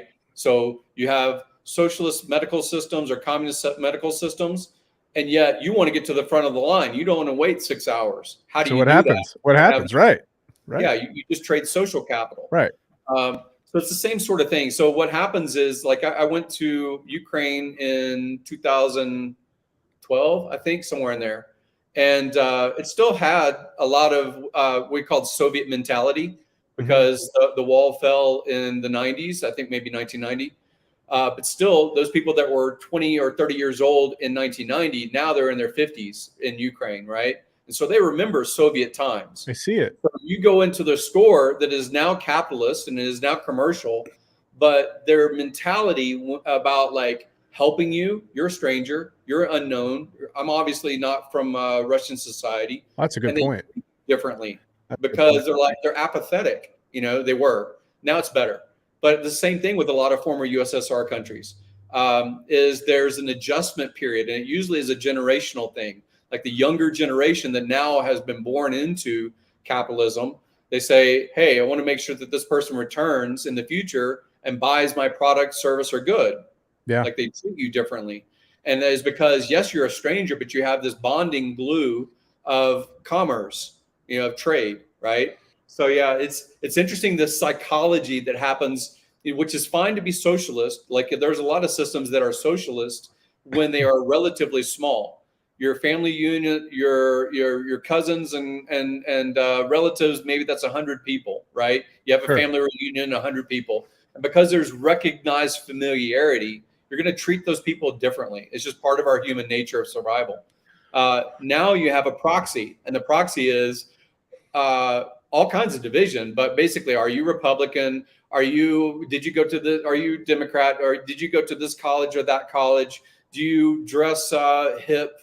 You know, you're a hipster, or you're square, or whatever it is, as far as your cultural, you know, rope, things like that. So we are filtering all of the time. The only thing that basically brings up society and actually makes technology move forward is really capitalism. Capitalism is the motivation toward progress and better efficiencies. Well, the question in chat is, how are we going to segue?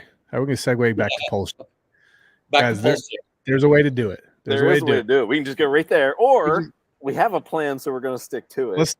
Let's Rags. I know you have taken a gander at charts every now and then. Yeah. So I wanted to get your take on this one from Will. I think within 10 minutes there was 85 comments. That's pretty good. You guys are on fire today. Quinn is like, somebody get Rags a Gatorade. Oh my gosh, this is brilliant. No, this is outstanding. And to think that we are talking not about price or charts, but like real world stuff that, you know, errs on the side of politics, and it's an engaging chat such as this. Yeah. This is wild. So you know, maybe 6 months ago in a bear, this would not have happened, but people are engaging more and finding more meaning, especially possibly because their bags are getting bigger and they're getting more protective of it, and that's a good thing. That's an absolutely, you know, wonderful thing to see, and I hope it picks up. You know, talking price, because, you know, everyone likes that. We're gonna start slow, and then we'll move into the fun stuff like PulseChain and maybe some HEX here. But what do you think of this chart, Rags? Because I found this rather interesting. This is from Will Clemente on Twitter. But after months of waiting, we have finally gotten a bullish crossover of short-term holder cost basis above long-term holder cost basis. Historically, this has marked confirmation of the start of the multi-year Bitcoin bull runs. And if you look at it, we got one in 2012, We got one in 2016. We got one almost in 2020. So call it 2019. So 4 years later in 2023, it's happening again. Any takes on this? Because this looks. I mean, if you're a believer that all of crypto kind of follows one another, especially the big dog Bitcoin, even though we are not beholden to Bitcoin. HEX has moved way faster in both directions versus Bitcoin. I'd consider this bullish for both crypto, Bitcoin, and HEX, because HEX tends to move way more violently than Bitcoin. Yeah.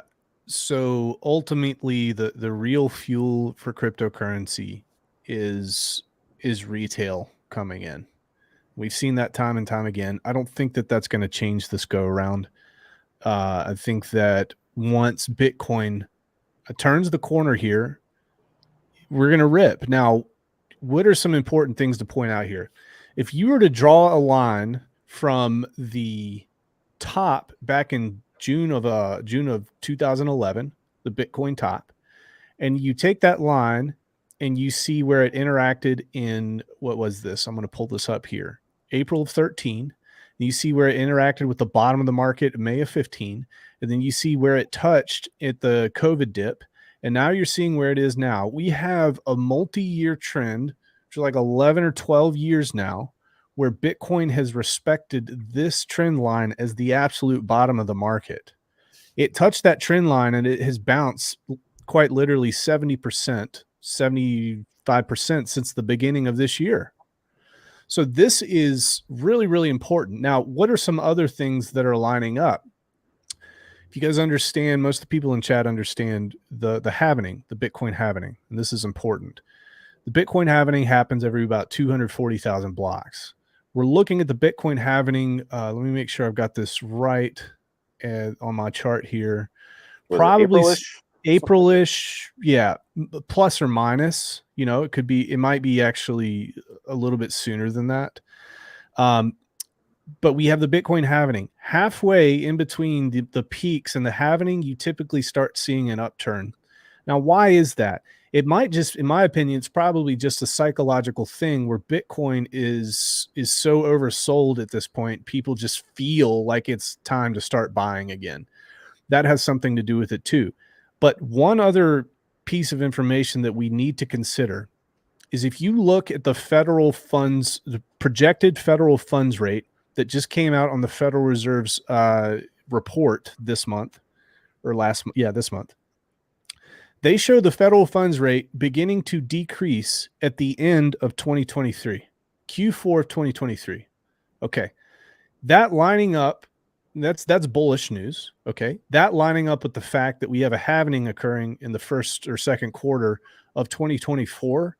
Also, that combined with the fact that we've touched this 11-year, longer than a decade trend line, that we're probably,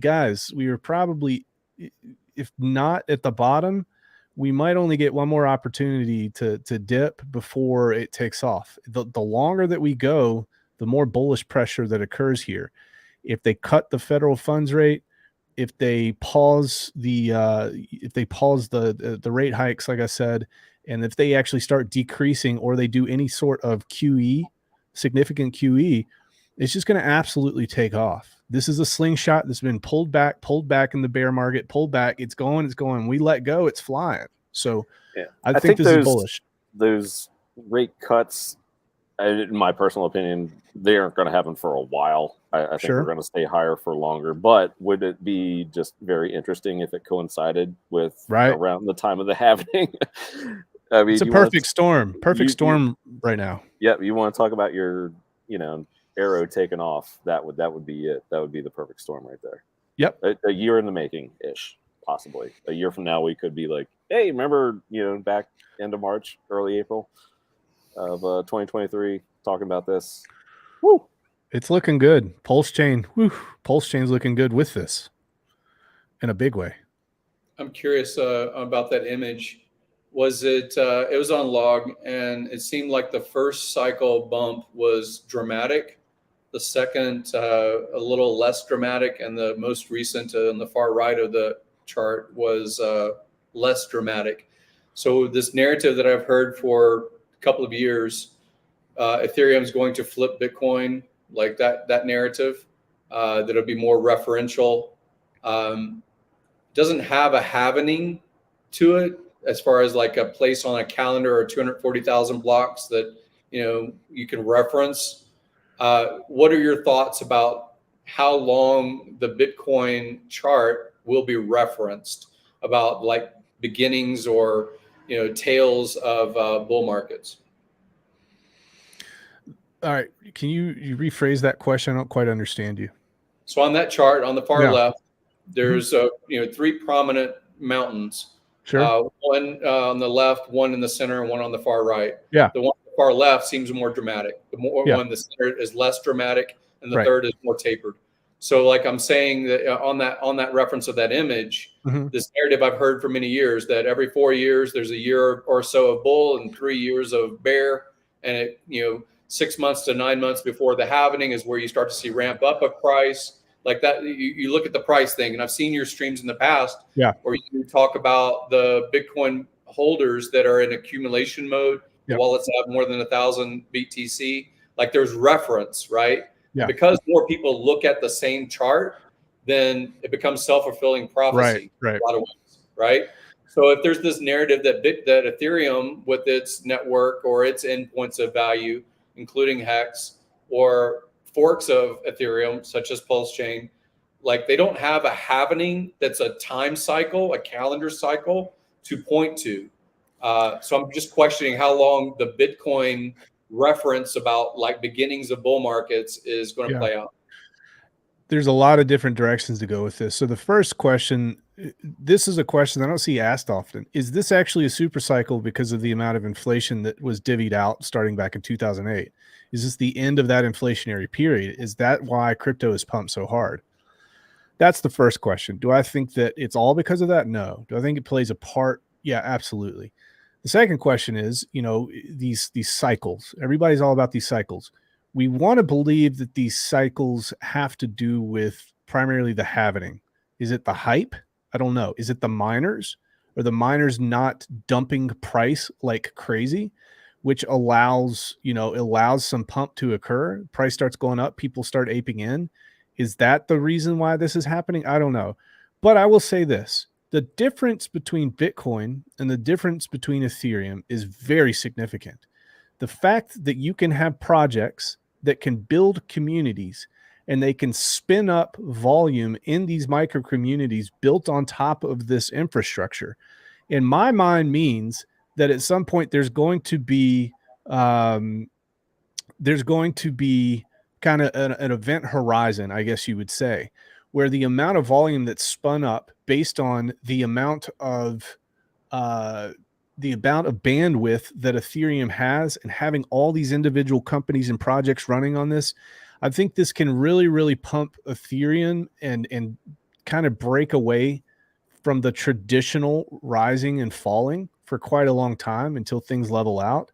The other thing that I would say, Gary, is the amount of assets that are not in play here worldwide is actually pretty staggering. If we got, if you get 2% or 3% extra of the world's assets in this market, the market capitalization for all of crypto can rip to 10 trillion, 15 trillion, 20 trillion dollars. There's a lot of cool things here at play. I really do think we're super early. I don't see Bitcoin as something that is going to lead the charge here in the next 10 years. Probably sooner than that. I think it'll probably be flipped by Ethereum, and I don't think it'll ever catch up with Ethereum unless they do something to get people hype on it, or they upgrade it. They get their shit together and they can upgrade it. So I don't know if that made sense, but those are some of my thoughts on that. It's interesting because the reference about store of value had been from a lot of my time was gold. It's going to hold its value. It's going to be the same. It's an insurance policy, those kinds of things as far as the gold narrative. And I remember in 2011, I think, gold was around 1,700 or 1,800 bucks, somewhere in there. And it doesn't keep up with inflation. That's what I'm kind of pointing at when it goes to Bitcoin is the digital gold. Like I can see it being 100,000. I could see it being a Sure. million in the Sure. future. Like those narratives, I don't think those will go away, partly because of the debasement of purchasing power through inflation of the fiat anyway. Like that's part of it as far as hitting those numbers. And then appetite, like I think that if you're in a risk on kind of speculative mindset, which a lot of gamblers, a lot of gamers, a lot of people in new technologies, a lot of people in startup and VC, like they are risk on. That's what their mentality is, risk on. So if they are attracted to something to say, I can play it safe by being in cryptocurrency such as Bitcoin that gets a 50% on my money, 2x on my money, 3x on my money, like that's a percentage of the population, sure. And a lot of the relatively influential, wealthy people that I know, they think of Bitcoin in that way. They're like, hey, this is making more than my real estate play. Or this is making more than my influence game of, selling tickets to my events, right? So like it's an interesting narrative. And the halvening, I wonder why Ethereum doesn't have a halvening. Why isn't there a halvening mechanism in the competition? Why isn't that pumpamental in PulseChain? Maybe thought about that? No, but they just, they're trying to get deflationary now with ETH 2.0. That's a pumpamental that they've added. I don't know why though. Originally, who did you have? You had Vitalik and you had Charles Hoskinson and you had a couple others. You had all the founders of the big coins. Basically, right. They were coins. Bitcoin was the first generation. It didn't have smart contract functionality. People say, yes, it does. No, it has scripting functionality. It's not smart contract. So they said, you know what, we want to create our own thing. So those guys got together. They created Ethereum. They had differences in opinion on Ethereum, and they split off. Charles created IOHK, input output Hong Kong. He created Cardano ADA. And they're what I don't know why they didn't mimic that closely, but it has to have something to do with their idea of how much infrastructure was going to be placed on top of the network, I'd imagine. And I think they were less concerned about the pump a middle. They were more concerned about adopting to their network to have, to have that. Now, what have they introduced? They've introduced a deflationary system at some point, maybe a little bit now.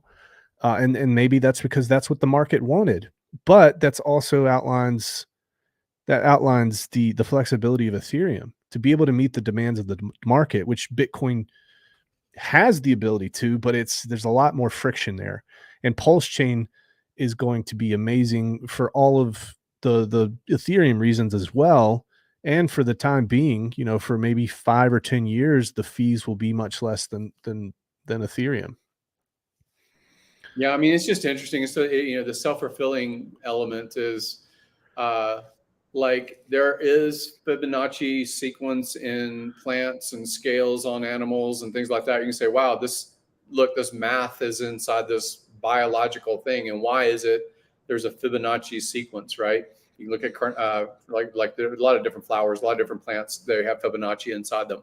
And then when you look at charts and you're saying, look, here's the Fibonacci, here's the pivot. Here, like when people like to look at charts, it becomes that chicken egg thing for me. Like, which came first? Was it?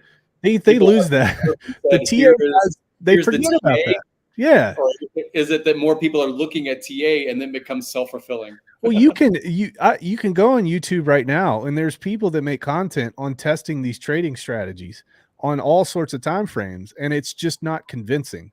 Like the fib retracements, it's not convincing. I mean, you can kind of see, you can predict where they might bounce, but like there's no. I am a firm believer in the macro movements, dude. The people who can move markets are the people that move money. I've seen that with analyzing Texan token and Dex Screener and Etherscan and watching those buys and sells and analyzing HEX. Obviously I analyzed HEX quite a bit, but because I didn't care about it as much as something that's my own now I'm really paying close attention. And it's like, it's the small guys aren't dumping. The small guys aren't pumping things. It's the big boys.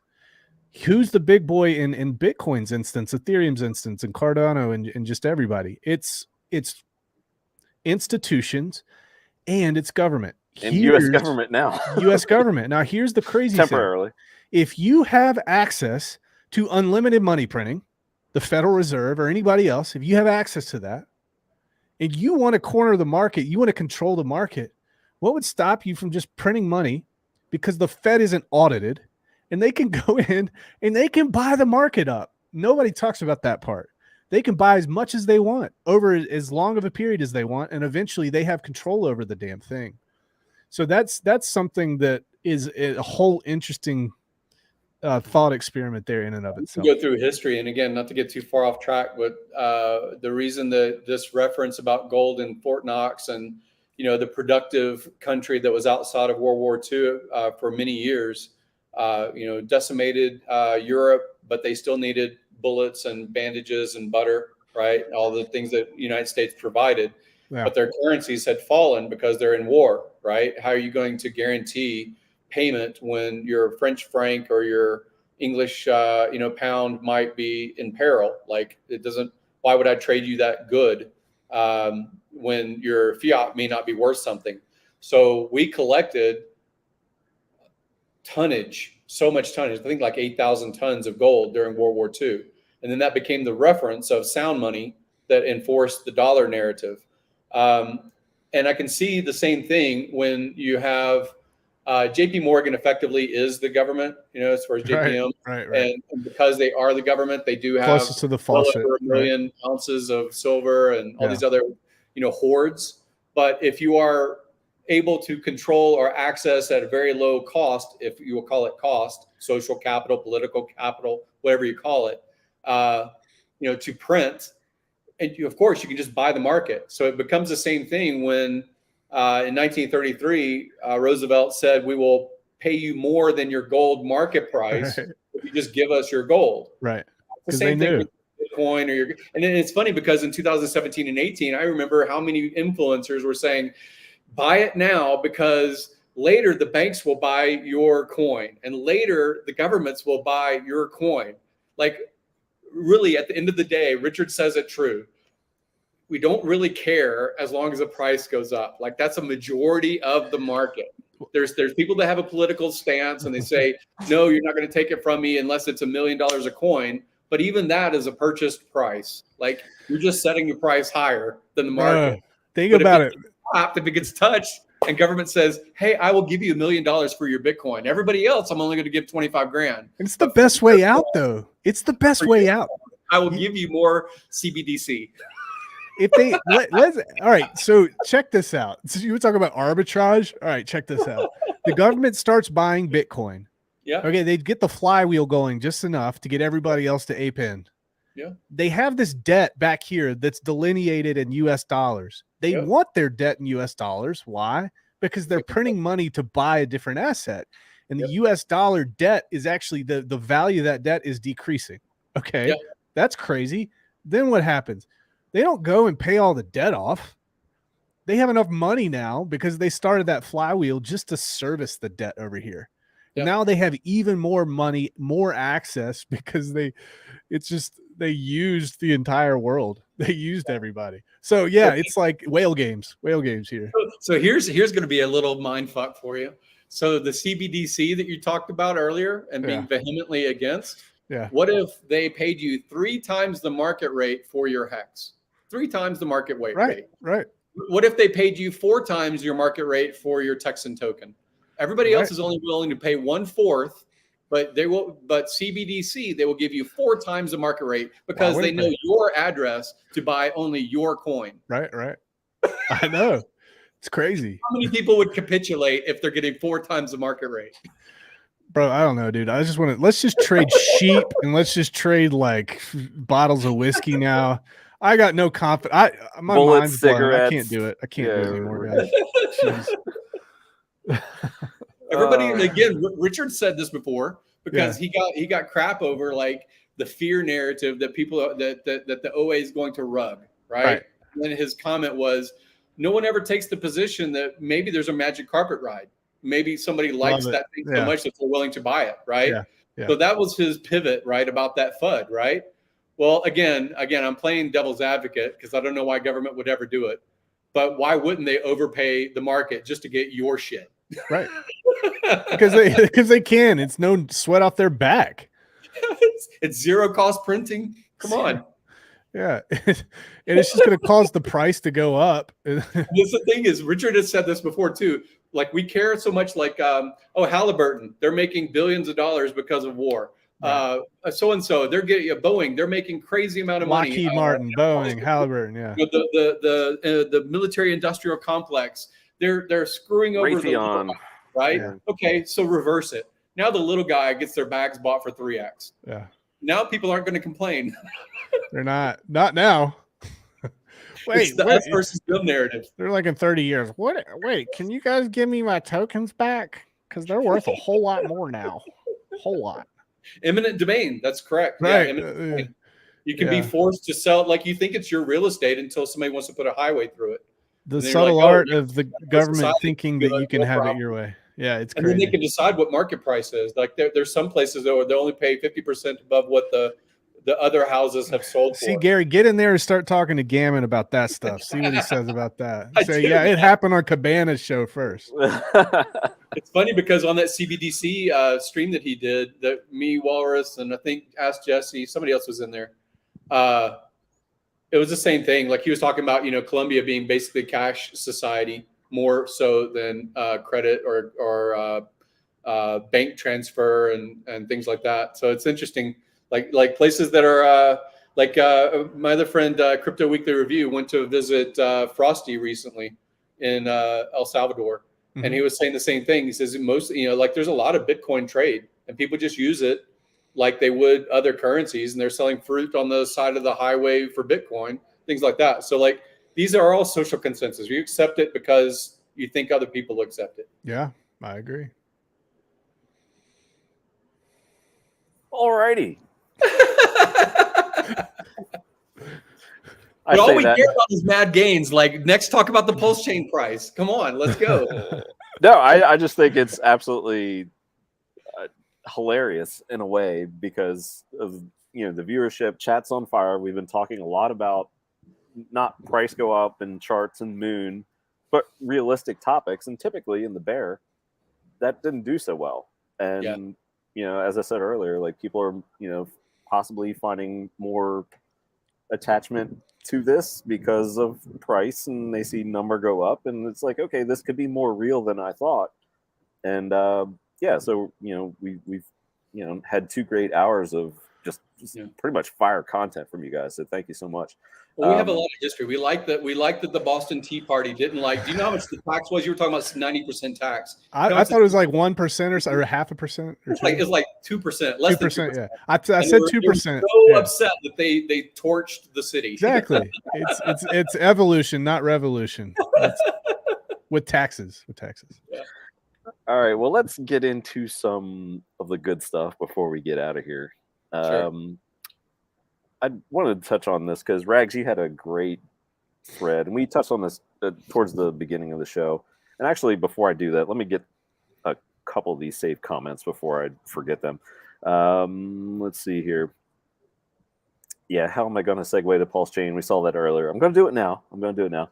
James, I bring this comment up because it produced a great discussion, and you brought up fair points, and Rags addressed them. So thank you for bringing these up, because that produces, good points, good questions from one side, good counterpoints, answers from another side. Yeah, discourse is always good. I'd rather people say things that have a diplomatic response than not say anything at all. Yep. Yeah. Good. Acid Thunder, happy hour, no drinks, LOL, back at you. Go view the beginning of the show with me and Big K. That's all I got to say about that. Let's see. Tigray, unless commercial real estate collapses, then we may need to pivot sooner. It's already gone down so much. You're actually seeing a huge bounce in some of the, most vulnerable REITs, I would say, like office REITs, like SLG, Vornado. Don't know if the bottom is in, but I start to hear people wanting to short all the way down here after the move has been made. Maybe that's another sign of a bottom in the overall market, I don't know, but I just thought that was an interesting point or question there. And again, collapse is a fear word. Some would say that's opportunity. Like the fear is it's going to collapse because your value gets destroyed, right? My $1 million commercial property now is worth 200,000, but that is often that is evidence of malinvestment, of inefficient use of that property because it wasn't sustaining or supporting its debt load, right? So collapse is just a fear word. A lot of times it's opportunity. Yep. Brenton Eslick says April Fools. I only bring that up because tomorrow is April 1st, and one thing I've seen from Richard over the past probably couple of years is how cautious he likes to make his viewers, followers aware of April Fool's pranks and whatnot. So if there was one day out of this year that we would probably not see PulseChain launch, I'm guessing it would be tomorrow. So maybe we get tonight. I don't know, but maybe we get it on the second. Maybe he would do it tomorrow because there's going to be so many scams. He can actually be the only real thing. The game theory, bro. Yeah. All right. Yeah. Sorry, Crypto Kool-Aid for. You won't do it because it's HVid's birthday. Oh boy. I want to take away the wind. Rags, you need to watch more of Axis's content. Explains how the cycles work. I love my boy Axis. There's a lot of moon in there, man. There's a lot of moon with him. There's a lot of moon with Wasabi back in the day. I love Axis. Met him, hung out with him. Absolutely love the guy. But just let's also keep some expectations in check. You got Axis, Whales. They put out some possibly, who knows, they could prove to be realistic numbers in the future. But at the same time, we're all in the bottom of a bear looking up. Let's take baby steps first. Well, the truth is, Axis, his content has been on fire lately. Yeah, I know. Yeah. Shout out to him, man. Like his production quality, his dissemination, he stepped it up big time. It's awesome. And all it's like Silver the Antidote's in there, and Axis, and I think Sloth's in there. Like they're all doing great. So I need to watch more of everybody's content. Frankly, I don't have a lot of time to do it, and I hate it. But yeah, I do. You just need to get the Elon isn't giving you that opportunity to install the cyber. Dude. If he gives me a Chat GPT upgrade, I'm down, bro. Whatever. I'll throw away the bank of that one. Oh, sounds off. Cabana. I was going to say, I come back to chat and I can't keep up with it now. So you guys are just on fire tonight. So let me segue and I'll try to save some more comments as we get to the next point. So I wanted to bring this up, Rags. You had a great thread, and we touched on it earlier in the show before we, dove in head first and, had some great discussion there. But PulseChain preparation.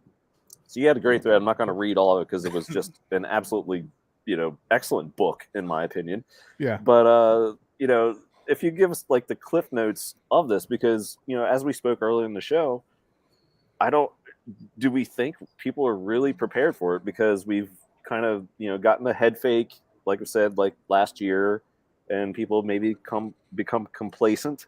And now it's like, okay, man. And I love this thread because you're like, okay, guys, seriously, like Richard Hart has said, consider this your final warning. Yeah. Maybe, days away. We're in that day time frame now. Who knows if it is or not, but you have some great points in here, and just wanted you to, maybe to quickly touch on these and the importance of it, because it's going to be real quick. We just don't know when. Yeah, let me pull it up real quick. So just quickly through here, I did the pre-launch stuff and then post-launch. If you're a liquidity provider, just be careful of volatility. That's important. I was talking to somebody today. If you look at what happened on ETHW, at ETH Fair, there's a lot of these liquidity pools that got absolutely drained out by arbitrage bots because and here's the thing that's important about PulseChain. If our bots are on PulseChain initially, the transaction fees are going to be so cheap that they'll have no problem scalping a few dollars from each pool So you just have to be very, very careful about the liquidity that gets copied over, especially if you're somebody who has significant amounts in there. Be careful about that. Also, if you have like limit orders or you're trying to get out of the market by liquidity providing or get into the market, just be aware of volatility. So, you could lose the precious HEX that you want if there's volatility to the upside, or, USDC if there's volatility to the downside. So you just be careful. I said have Ethereum ready in your wallet. And it says, this is for when the bridge opens. A lot of people push back on that. They said Ethereum is going to be, it could be volatile. All I'm saying is just have Ethereum ready for when the bridge opens. They said, well, what about USDC? The thing that worries me about USDC is I kind of see that as a wild card right now. And Circle will have the administrative keys in the available to be able to invalidate the USDC that's locked up in the bridge contract. Now, this is a long shot. This probably won't happen, and I don't think it ever has happened. But in light of what's happening in the world with crypto and the government and Circle and all that, I just don't personally trust it. Some people may trust it, so be careful about that. The DCA thing, I probably got the best feedback on. So I said many people are asking me what to do day one PulseChain. What I've done in the past with crypto launches is take 50% of my reserves. I buy day one. This is just me. Financial advice is not this. This is completely financial opinion of my own. So you take 50% of my reserves by day one. This could be PulseChain, PulseX, or any other. With the rest of the 50%, you can begin to DCA. Why do we do this? In times of high volatility, you want to increase your DCA frequency. Instead of monthly, you want to break it down into daily or biweekly until the volatility levels out. And why buy 50%? Why would I buy 50% day one? I'm not telling you to do this. In fact, you shouldn't. I barely graduated high school. The reason that I would probably do this is because there's a chance that we never come back to day one prices. There's a chance. A lot of times you see some tokens, they'll pump 15, 20x, and then they correct down 75%, but never touch that price point again. So that's just kind of what's going through my head. If your wallet's been compromised, be sure you have your plan ready to get gas in there as soon as possible to extract that to a new wallet. Have the wallet set up already. You might want to do it now. So it gets copied over and you'll have access to that wallet already, and you don't have to spend precious minutes trying to create that wallet. If you need gas for transactions, maybe Richard will send everybody a million Pulse or something. Otherwise, you can go to freepulse.io. There's all sorts of stuff. So just check it out, guys. Check it out. It's on my Twitter. I just kind of broke everything down. Just thoughts off the top of my head here. And feel free to add anything in the discussion below that tweet. You made a video about that also, right? Is that linked in that thread? Yeah, it's linked at the bottom. The big thing here, actually, I want to say this. Do not trust influencers. Do not trust your best friend. Only use Richard Hart's Twitter. Only the stuff that comes out on his Twitter is what you should trust. Yes, exactly. Now, why do I say that? Because we've seen instances in the past. I'm not going to name names, and everybody's human here, but you have influencers and people who have shared things that have been incorrect, and it got people wrecked. So just follow Richard Hart's Twitter. If you need to, for any of the network information or anything at all, just look at that only, and you trust that. Don't trust anybody else. Don't trust me or anybody else. So he, on previous launches, he has said, verify on 3 different platforms that he has control of. So his Twitter is one. Yep. His other would be his YouTube channel. And he, in the past, has shown the HEX contract, and this is the contract on screen, that kind of thing. So he's done that at the same time when HEX launched. Yeah. And he may have done it, I think, on Instagram, but maybe not Instagram now because he's deactivated that. But like he should probably be making that's again, these are other signals about like the how soon PulseChain. To me, sure. It's when I start seeing that kind of content about preparation from him on more than one platform. Like him making tweets on occasion, that isn't a signal to me that it's really close. The signal to me is, here's how I'm going to inform you. Here's what's going to happen. A couple of days for that to be disseminated from us to other people that may not have been contemporary with this information release. Yeah. So those are the kinds of signals I look for. And he like in the world of AI that is, recent by comparison to 2019, last time we launched, HEX, even be cautious about Twitter and be cautious to a degree about YouTube content, because a lot of this is getting impersonated. So be cautious is really the point. Dude, they are going to come at you at all angles, folks. And it's for every coin. Every coin. Yeah. Slam the brakes. If you even sniff out anything at all, slam the brakes and get a second or third opinion. All right? Because they are going to, if you get a call from me, they say, hello, my name is Rags. If it's an Indian accent and it's Rags2Riches, guys, I promise I'm not that. It's you. It's you. You're using a voice simulator now. This is a setup. Well, that too. Somebody's going to clip your little accent voice right there, AI it, and this is Rags, legit. Yeah. I don't want to get your channel You banned by already did that with your discussion a long earlier, time ago. so we're good. screwed. Yeah. We're screwed. No, thank you. You're welcome. Yeah, Yep. appreciate it. All right, couple more here. So this is from my buddy Scotty Does Know. Might chat with him next week, but let me find the one I'm looking for to make sure I'm on point here. So still no, this is, perhaps a little excitement here. Still no updates to PulseX on testnet v3. Loving it. This means that RH does not care to update it, as it was already well tested on V2B and V3, was solely to focus on consensus change. More time goes on without features being added to PulseX V3. More likely, we are very close to launch. Anybody excited about that? I try not to get excited because I started the show with that, but Scotty has been on point with a lot of this stuff for many months now. Actually, yeah, Michael Morton says there in the comments, he echoes that sentiment. So good stuff. No news is good news, essentially. Yeah, cool. Yeah. I'm down. And he updated us a second ago. Just a couple more things. I've heard from some inside stuff here that there's really not much for them to fix at this point. Features are going to be probably added after PulseChain launch, but yeah, good stuff. Is that kind of consensus now that that's when the features will be added? Like we're kind of good to go. He wants to launch that. That's the feeling I get. Like he's just like, yeah, but again, the first people that made that pitch as a reason why the features weren't there are people that were not Richard. So like, I hear what you guys are saying and kind of agreeing that, features get rolled out because it's a stress test, yada, yada. But I haven't heard that from Gamma DevOps, who's on the team. I haven't heard that from Richard.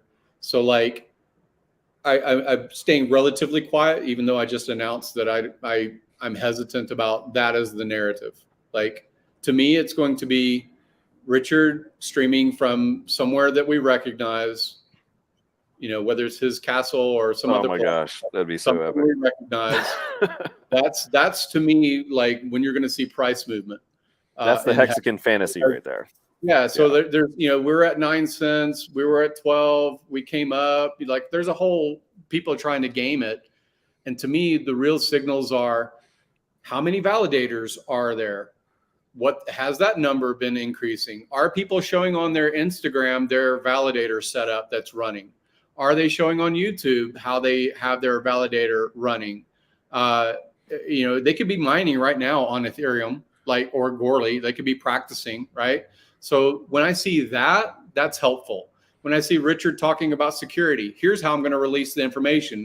It doesn't have to be block height, doesn't have to be date, but it has to be those kinds of preparations. When he is saying things like, AI makes a lot of things look like me when it's not me. Like when he's saying those kind of security warnings, to me, those are more go signals than us speculating or making content saying that feature that used to be on V2 is being rolled out for V3 because yada yada. That doesn't make sense to me. Yeah, I'm thinking like not the major stuff, but I have heard directly from some good sources that like the block explorer stuff and just like small stuff like that, just little tweaks that will happen. Nice. After again, I see the same rooms that talk about what's going on. I'm not fudding. I'm simply I know saying you're not. I know you're not. People are expecting, April 1st or April 8th or whatever. To me, like I need more content from the inventors. Well, I've also seen that PulseX isn't going to launch with PulseChain, and I don't I don't talk about that or pay attention to I that. hope that's not true. Right. So I'm like, okay, small stuff. I'm going to have to rely on my relationship with Rackham so that I can participate with the ducks. What the hell? Oh boy. All right. So here we go. Last point of the evening. Another tweet from Scotty Does Know. Comparing PulseX to other DEX gains is always wrong. This is, Gary might have a big take on this because I know you're pretty big in the PulseX in interest-wise. Those other DEX tokens, for the most part, have the liquidity farming tokenomics built into that, allowed that pump. PulseX doesn't have that. Those tokenomics are in the incentive token. And he also followed that up with, technically, if you have to compare PulseX to any other DEX token, it's the Uniswap token, really. Uni also has zero tokenomics, unlike PulseX, with its buy and burn feature, which is something that I'm quite excited about. Can you go to the first thing he said? What was Oh, sure. I understand the difference he was making on the first tweet. What was the second one? Comparing PLSX to other DEX gains. Those other DEX tokens, for the most part, had liquidity farming tokenomics built into it that allowed that pump. Liquidity farming tokenomics. Okay. Yeah, he's saying the token. He's saying that there's not liquidity farming tokenomics. There is liquidity tokenomics. There is farming. This is maybe the biggest farming experiment, of any cryptocurrency DEX. I don't see why he's saying that PulseX doesn't have that. It does. You are getting incentive token and PRT.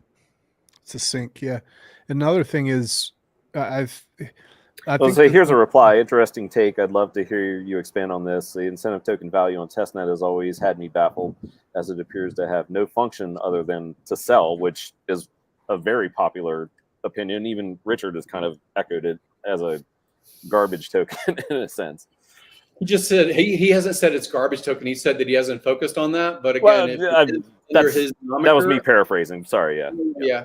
So I mean, whether he's put a lot of energy into it or not, mental energy, maybe it is a late release about his purpose. But I have heard a lot of speculation about use case for INC, such as right now the reference for all blockchains is pretty much Coin Marketplace or market cap website. And I think that they paid $700 million for that. Binance did to buy it. Others have come up as competition, like Coin Paprika and CoinGecko and Nomics and so forth, right? But like, it would be interesting to have a all on chain, every token or coin using the same measurement tools, right? So if I'm comparing sodium or beryllium or gold on the periodic table, I want to know what the rule sets are about how they are accounted for. And so there is no real authentic coin market cap kind of website. So an incentive token could be used as a advertising token, like it's required as a spend to have advertisement. That goes to editorial control. That's a great idea. Like it goes to, like, it becomes a publisher's responsibility about, like, we are accepting this amount of INC token in order to advertise to our viewership. Like, there is a responsibility. So I don't know if that's actually viable from Richard or anybody related to PulseChain, but that is a use case for incentive token. Think about how many projects are going to be built, using incentive token. People, I mean, they're going to use. Yeah, what I'm saying is, it doesn't have to be only PulseChain. It can be, here's the on-chain transactions for Binance, Ethereum. Here's the on-chain transactions for Bitcoin. Like, if it is chain specific, and we are talking about truth in math or truth in code and truth in transaction, that is what the whole ticker is about. Like, the ticker is about, to me, is this a way to view what happens? And so there is no coin market cap kind of website, and to pay for that advertisement on something that gets such a viewership, even if it starts out only with hexagons or pulsicons, but it becomes Ethereans and it becomes Cardanites. As long as the rule set is known, published, and fair, and it's pulling directly from blockchain transactions, then I think that that's a great use case for an incentive token. Rock on. Identity block. Orca has some cool ideas on ink. Yes, and we actually had to stream. Go figure. Like close to a year ago now. I think it was himself. Maybe Gary was on. Artist formerly known as Orca. Artist formerly known as Orca. K4K was on it. Just YouTube doing the search bar, closing the loop, PulseX, and that would likely show up, or closing the loop, PulseX, Cabana Crypto.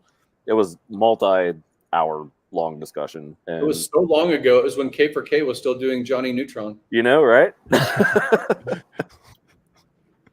Oh man, yeah, good to see you in chat, ID block. Let's see, any other things before we close this loop and close the show here?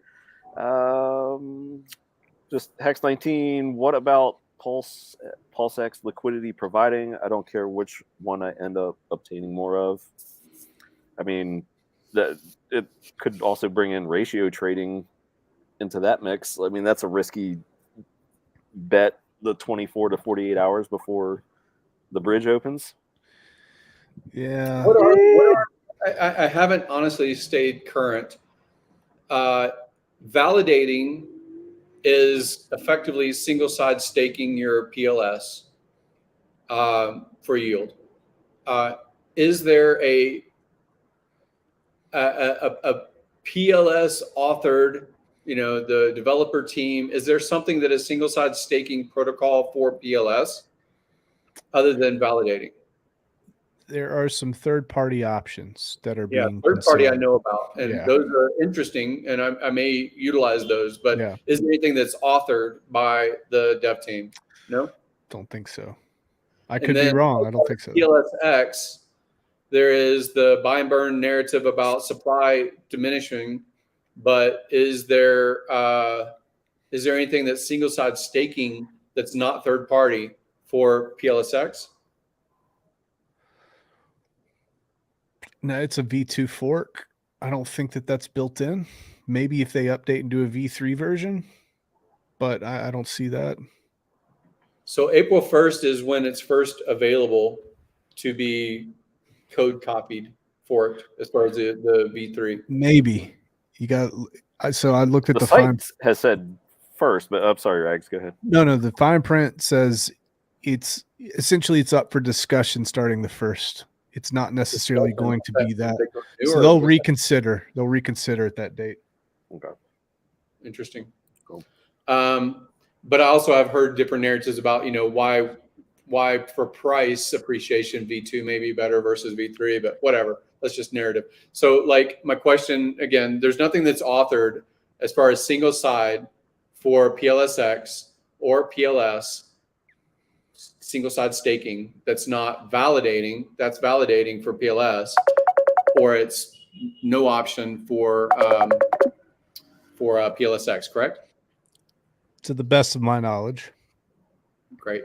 I may have to ditch out. I will talk to you guys later. Be good, buddy. See you.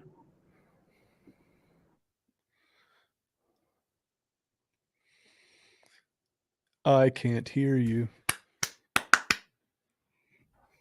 There you go. I was gonna say he got the call. So no, it was good timing because we're about ready to wrap up. A couple more comments before we close, and I was gonna say thank you, Funding Jim, for coming on, man. Good stuff, and also Big K. Helgo says only 30 men of Helgo testnet lunch to go. I love the dialect. It's just the best. Is you final chance? Helgo, can you say something about Happy Hour and how it is like one of your favorite show or something? And last shill of the night from T-Bird, Ladies Discourse coming up in 30 minutes. All right, so get over to Discourse Syndicate after this. Be sure to head over and support the ladies. Thanks, T-Bird, for the heads up. I appreciate that. And yeah, thank you, Gary. Good stuff. And I think, oh my gosh, we got through it all, and we're gonna take the opportunity to close while we can 200 plus strong for 2.5 hours. Wow, amazing. Good Like job, I guys. I'm said- sorry. Rags, man. It's like every time you're on here, people like to hear what you're saying, or they don't like it. So, I yeah. beg them to stay away, but they have nothing better to do with their time. That's right. Helgo, happy hour goats, all the milk. Cheers to your milk, sir. It's all the milk. Love the Helgo. Looking forward to it. Good stream. Thank you. Thank you. Quarter Panda, T-Bird. Absolutely. Oh, the love is coming in for the end of the stream. So while the love is coming in, Rags, Yeah, man. let us know where we can find all your stuff. Guys, just find me on Twitter. Or we can't find or don't want to find. Yeah, Or you don't can. want to follow. Well, I was going to give them the wrong Twitter handle, but Oh, you kind of excellent. screwed that up. Thanks a lot, man. So Oh, man. Well, I don't want you to like scam them after we just got done our scam talk. why not, dude? Scamming's fun. Send all your hex here. You get twice as much back. All your hex are belong to me. So, at Rags2Riches fam, the number 2 on Twitter. Find me there, and we'll go from there. That's it. That's it, man. How about that Texan token parade performance? You want to show that before we go, man? Because it's been hot. I'm just respectful of the stream. That's all, man. But we had a pretty significant run up. Had like a 6x. It's corrected back down. It's held very well, and our community's growing, and it's very exciting. And we're onboarding a lot of the folks at the TNM, so that's very, very exciting there. Awesome, man. Yeah. Well, thank you for coming on, sticking around. We had a last minute kind of change of plan, and you came on and just provided fire with Big K and man. Funding Jim, and it turned out to be an outstanding couple of 2.5 hours now. It's crazy, man. And for the chat to hang around and the viewership and the engagement, I mean, just excellent points, questions, back and forth. That's what this show is about. I mean, dude, we're about fun, obviously.